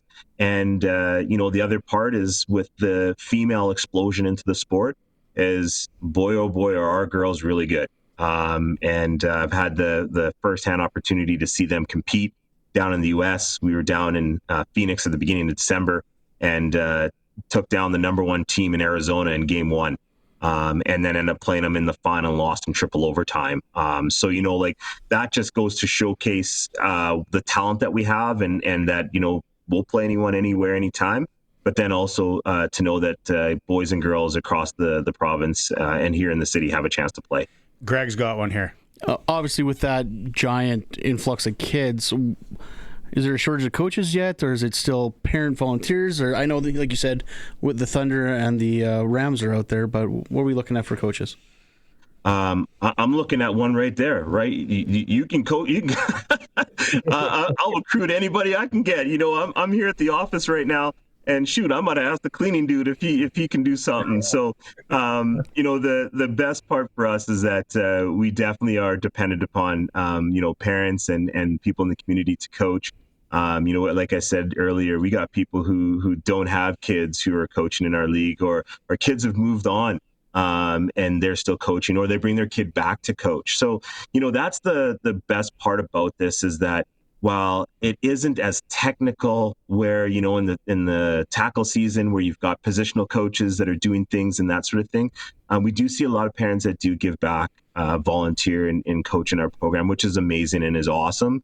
And we try to do our best to not only just acknowledge that, but to make them be as prepared as possible. As much as Barney leads on to believe, he was also one of those first-year guys at a point in time, and that was awesome because he had the football knowledge and was able to come in and coach kids in the community, and that's the best part as a parent. And I try to let them know is you get to have a front row seat to sometimes hear some of the things these kids say, which is pretty funny. But at the same time, it's pretty special when you get to be there with your child to be able to give back and have them be able to see mom or dad be there to be the one that leads them.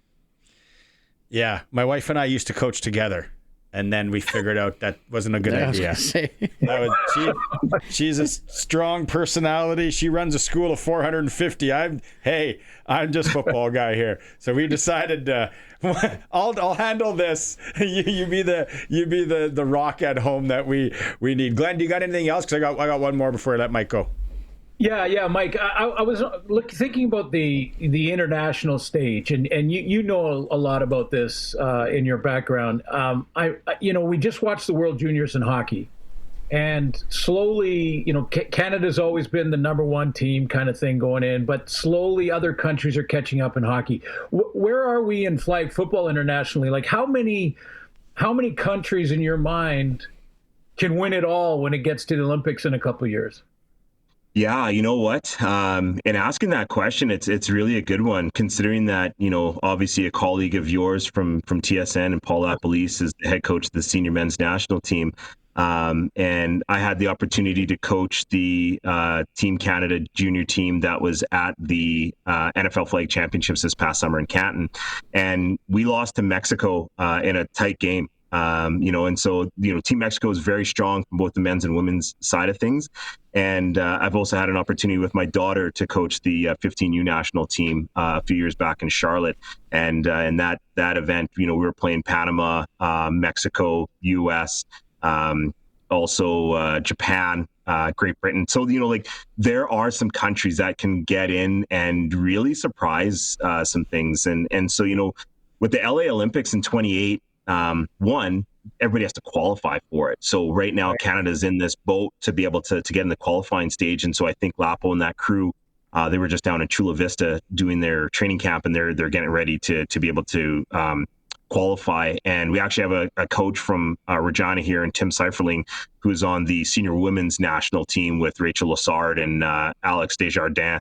And so that team, they are one of the top 3 in the world. So we definitely have aspirations for them. And when you look at the opportunity that's there with the game growing globally as much as it has, you can legitimately probably say there are 5 to 6 countries that can come in and have an opportunity to win. So, as we see with hockey, there's been a lot of discussion, obviously, with that junior team that did not come home with another gold medal. And it's a little bit of a drought, longer than what they're used to. It is definitely one of those things that across the across the world, sport is evolving.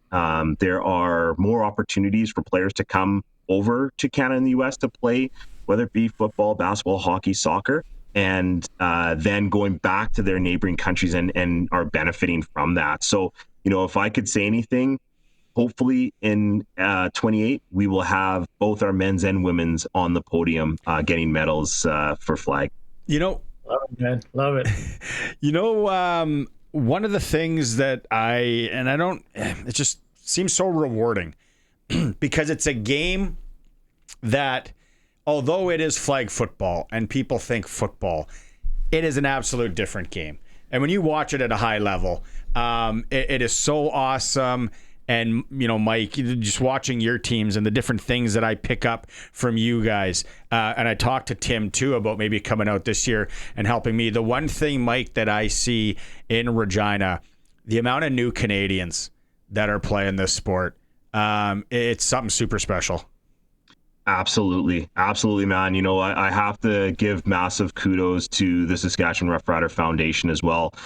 Cindy Fuchs, Marnie Forsberg, Noah Pellichet, who's a new, current U of R Ram player who's there as a student and is working as well. We do a great job of collaborating efforts and some key pillars and items that we look to try to achieve. And one is trying to be able to expose the game of football to new Canadians. And so, while we've done work here, and not only just Regina, but in Saskatoon with the Regina Open Door Society and with various pop-up camps and events that happen in communities and areas in the city that are heavily dense, populated groups with new Canadians, it has been a tremendous growth component that we've seen and witnessed firsthand, and with some other initiatives in terms of the Football SAS pass, punt, and kick program, which is all about just learning how to throw a ball, kick a ball, and punt a ball. And it's amazing when some of these kids that are new Canadians have come from countries where soccer was their first love, and then all of a sudden this kid comes out for a pass, punt, and kick thing at their school and booms the ball 130 feet, and you're like, oh, okay. And that was the case that happened here just this past fall, where a new Canadian had only been here recently from the Ukraine, was the provincial champion. So, and some of those provincial champions have gone on and are now the starting kicker for the U of S Huskies and Lucas Scott. And it's all about a grassroots initiative program. So, that's where I talk about, some of these things that you do, and you're not trying to get people to sign up. You're not trying to get them to be a member. You just want them to try the sport. Yeah.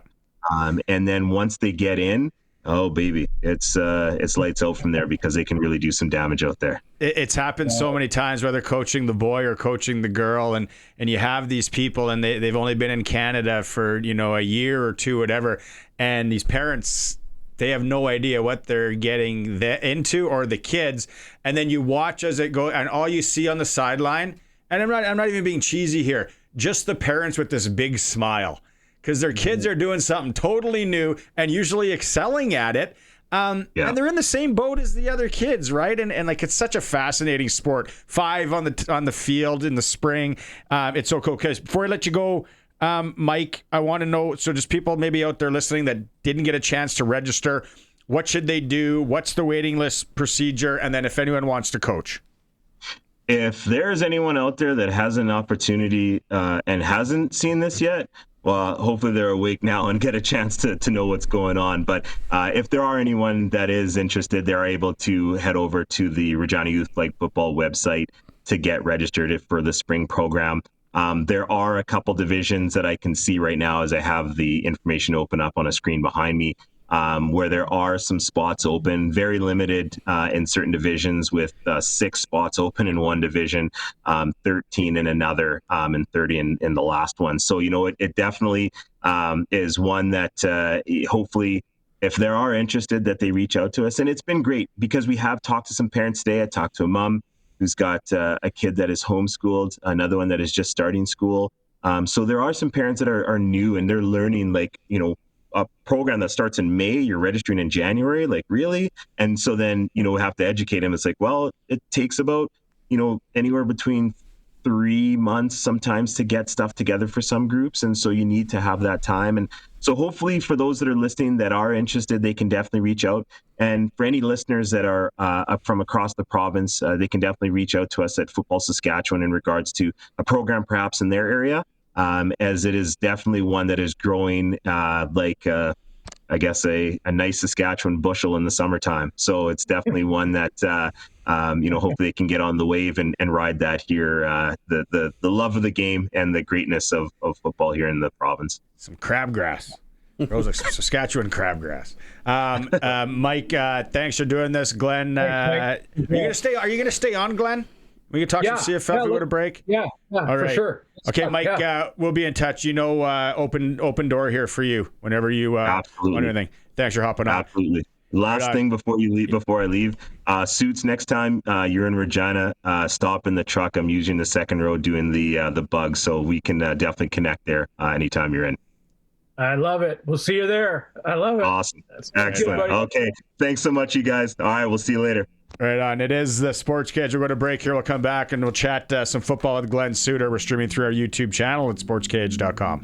Welcome back to the program for Access Communications, trusted in rural Saskatchewan for internet, TV, and home security. Greg from the Piffles podcast still with me and kind of doing double dip with Glen Suitor. All right. The CFLPA releases the report card yesterday. We were going through it.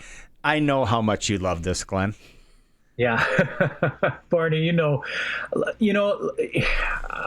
went over it again, and I think there is a purpose for it. But here's my issue with it is when I look at the goals and objective of this whole survey, basically, which is done anonymously, so your name isn't behind your questionnaire. That is always a bit of an issue to me, but okay, I get why. But this is what they said in their release. The PA said the reason for this survey is to raise the standards across the league. That's number one, and also to assist the players in making informed free agent decisions.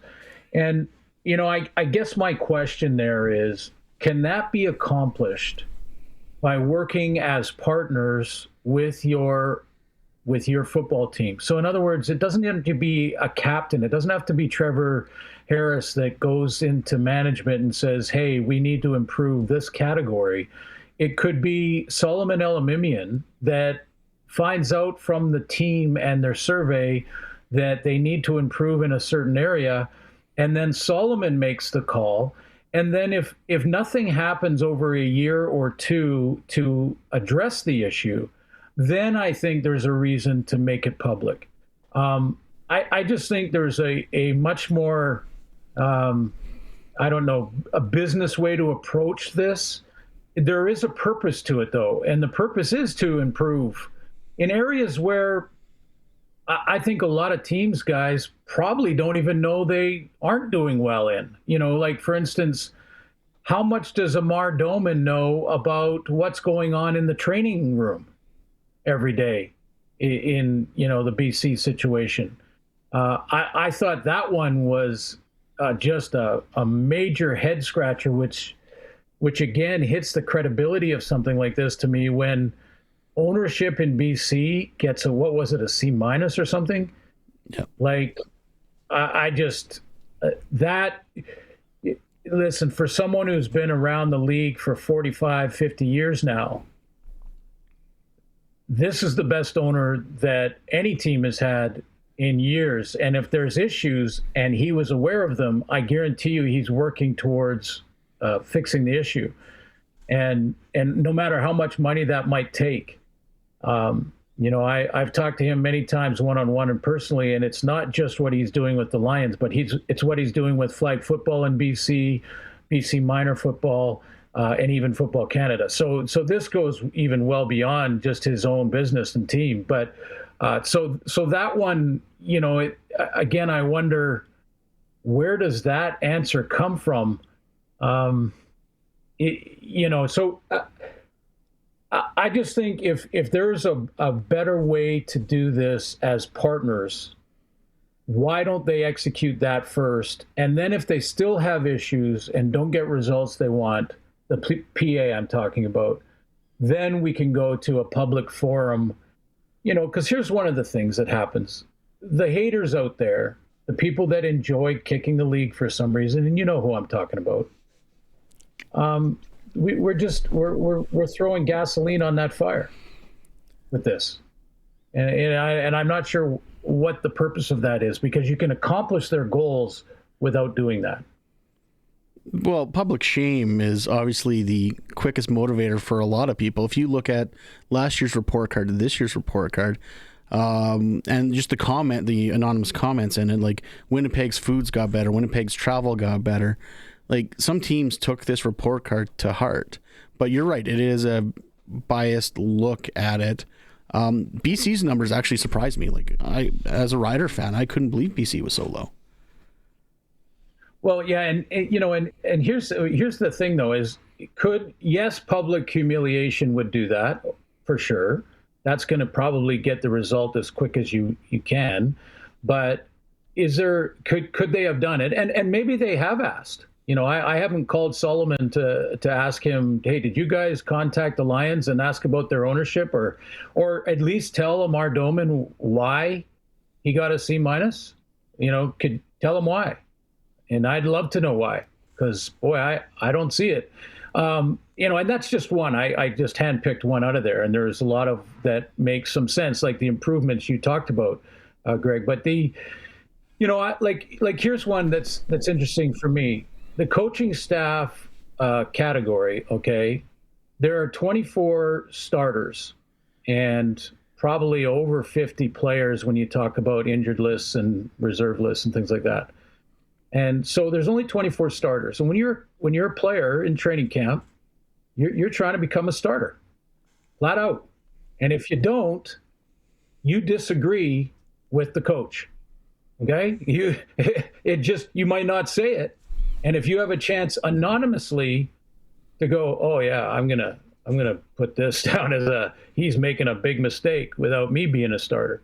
So, I think there's this can become part of this thing, and that doesn't reflect well, because different guys will have different motivations. Like here's one: the coaching staff in Ottawa got a C, so that would have been Bob Dice and that group, right?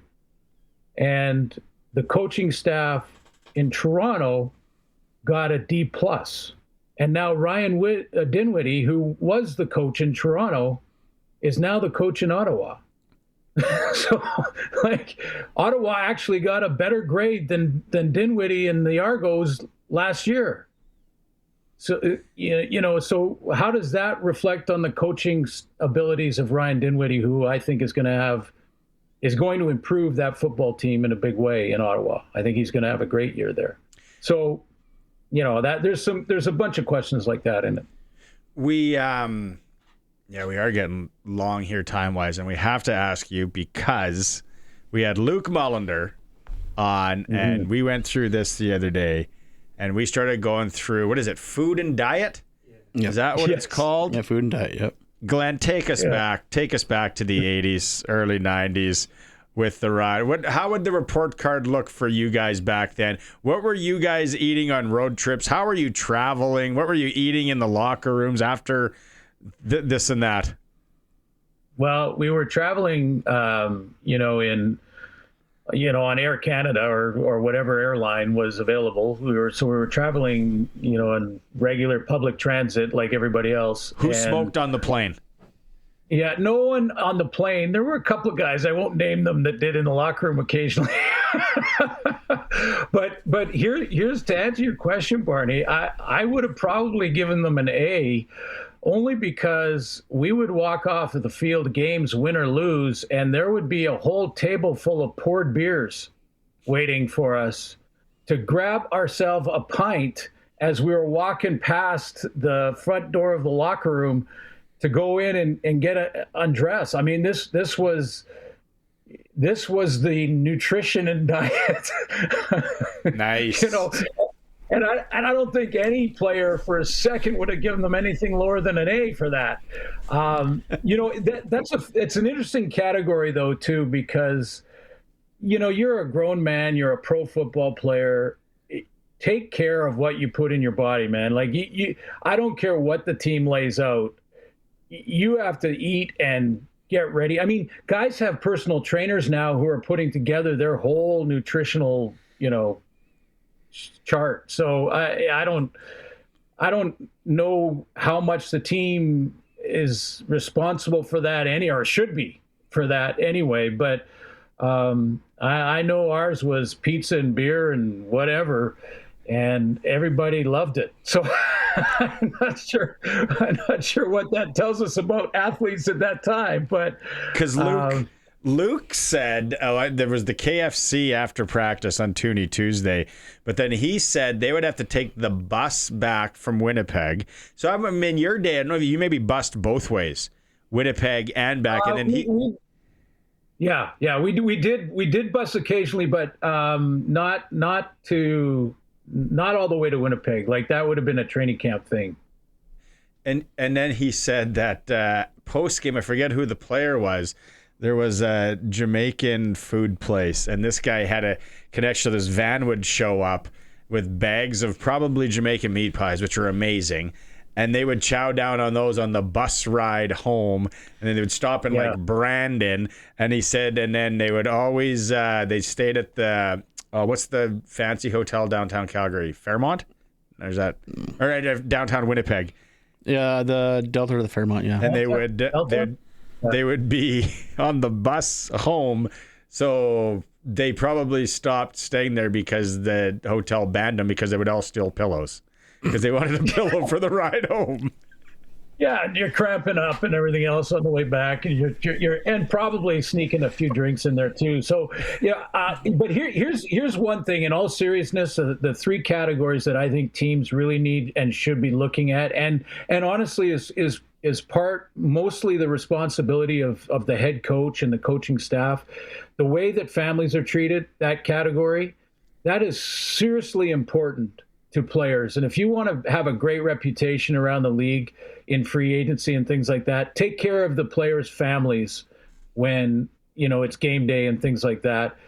Your medical treatment when you get hurt, that's top priority for players. So if any team's got a low score there, and there are teams with low scores, they definitely need to work on that. You want to take care of the athlete, that if you're asking him to lay it on the line for your team and your organization, you better make sure you take care of them when they get nicked. And if you want to be a good team and win, then strength and conditioning is important too. So those would be my most important top three. And a lot of the other categories can be very subjective depending on, if you're a starter or not, if you've been traded or not, things like that. So, but number one for me, guys, families. How you take care of the kids on game day, and is there stuff that you can do for daycare when you've got practice and your wife may be working?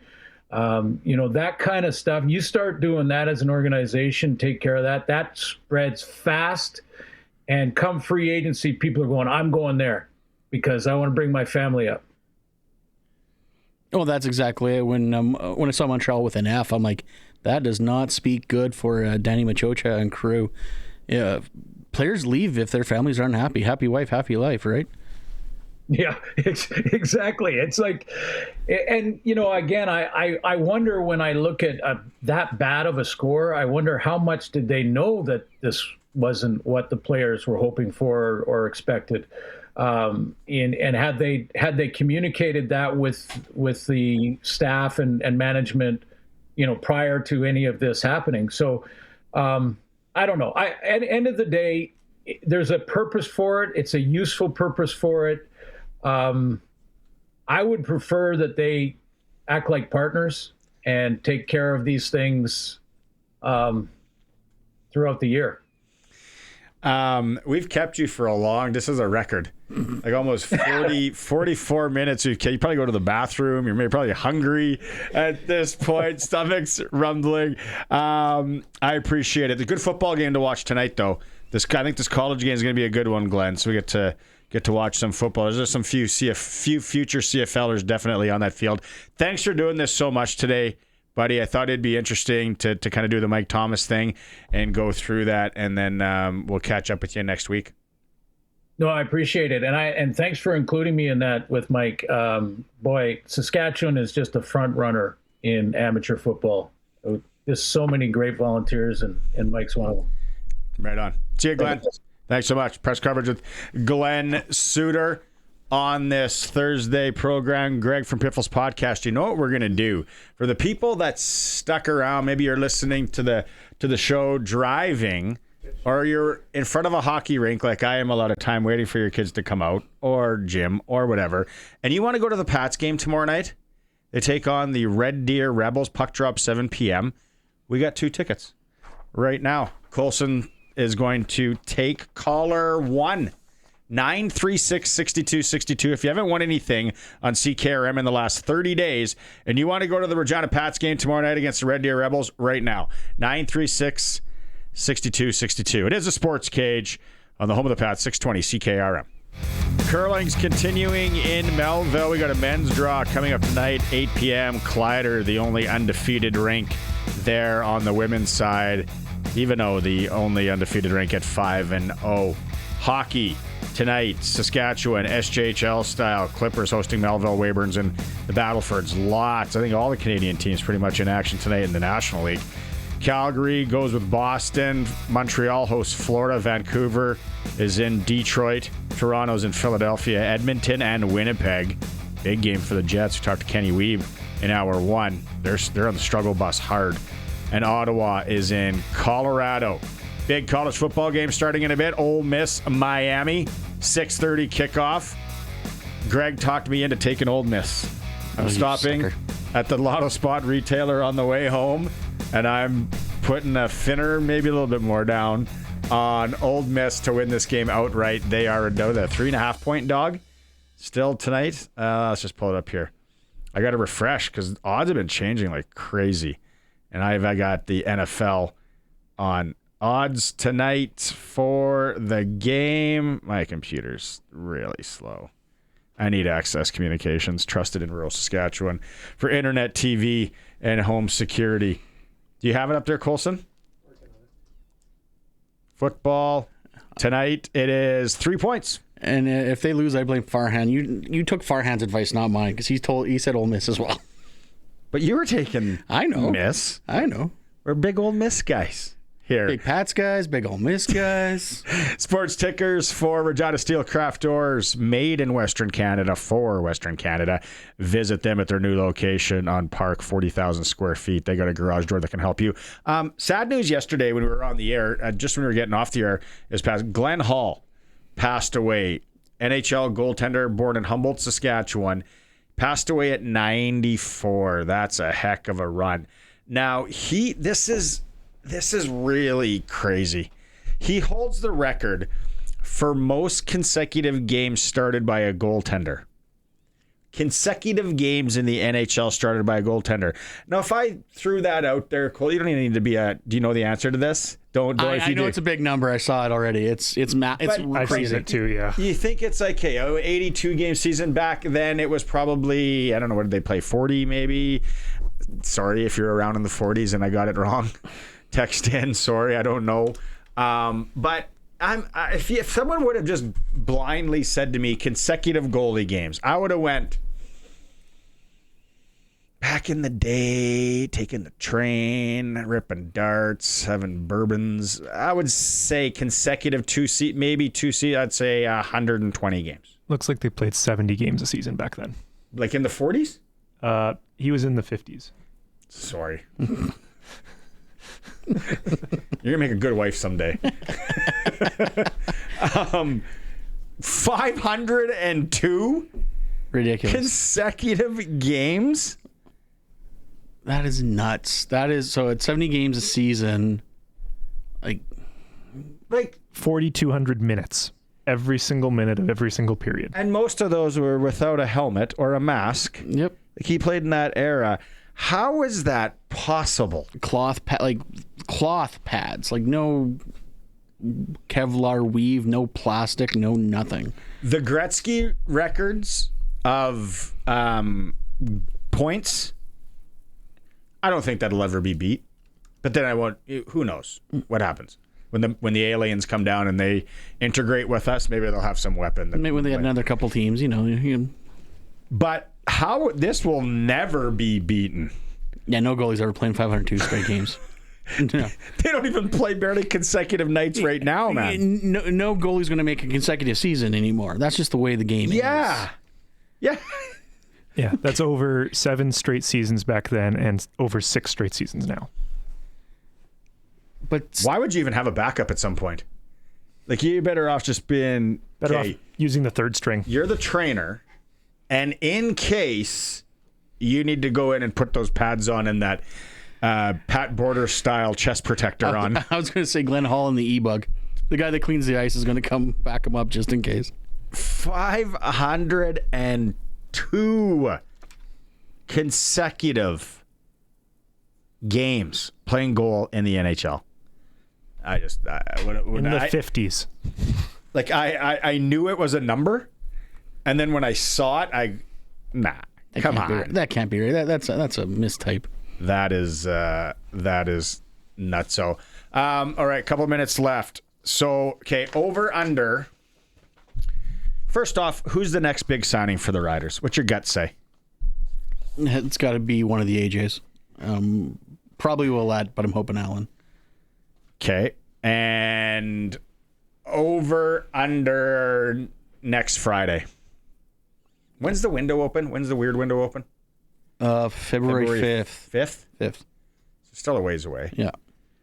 Some guys, I don't AJ, I don't think he's going to that. I think he likes it here. He's got his trailer. He wants to, got his propane tanks full for the season. He likes it. That's what he likes. Does he have direct sewer hookup? I'm assuming he's got direct sewer hookup. Man, that guy, he's rustic. Got an outhouse. Free agency opens February 10th. The free agency communication window, or as we call it, tampering window. No, I call it the weird window. And the Ed Hervey Memorial window. Yeah, February 1st to February 8th. 1st to 8th. 1st to 8th, that's a week. Yeah, that's right. Because then they get 2 days to, teams can match contracts that were given to them. Okay, let's go over under that for both of those guys. Hitting the window? First. AJ Allen's going to have a lot of interest, I think. Passport, maybe a little cheaper. Willette's number is going to be higher than it probably should be if he hits the open market. I don't think the running back market's there this year. I really don't. I said the same thing on the podcast about Trevor Harris. If not Trevor Harris, who? If not AJ Willette, who's going to be the running back here? And don't get me wrong. You can say, we brought in, like, after Sheets left, they brought in Anthony Allen, and he was second in the league in rushing. Man, that's a name I haven't heard in a while. He was this week's Remember That Guy.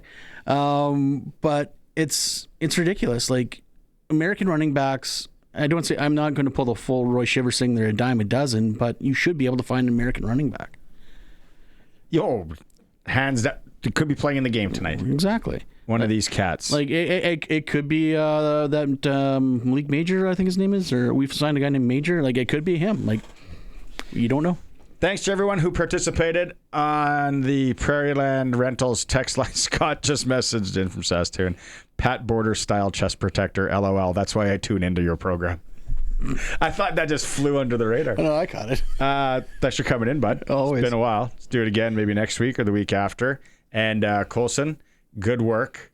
We'll be back tomorrow. You and I, and Sharky is with us tomorrow. Tomorrow we're going to talk female showcase all-star hockey. We have John Keane putting a bow on everything that happened in the Western Hockey League draft. Just pull up my notes here. Jorgen Hughes, Saskatchewan Roughrider. Free agent. Coming on. Maybe he's coming on to announce he's signing. I hope so. Dale Durkach and Eric Francis. If you missed the Eric Francis bit last, I can't remember how many text messages I woke up to this morning. People, what's that? Oh yeah, and Arash, our boy Arash. Yeah, we're gonna talk to Arash tomorrow too. Okay, thanks to everyone for tuning in. It was a lot of fun.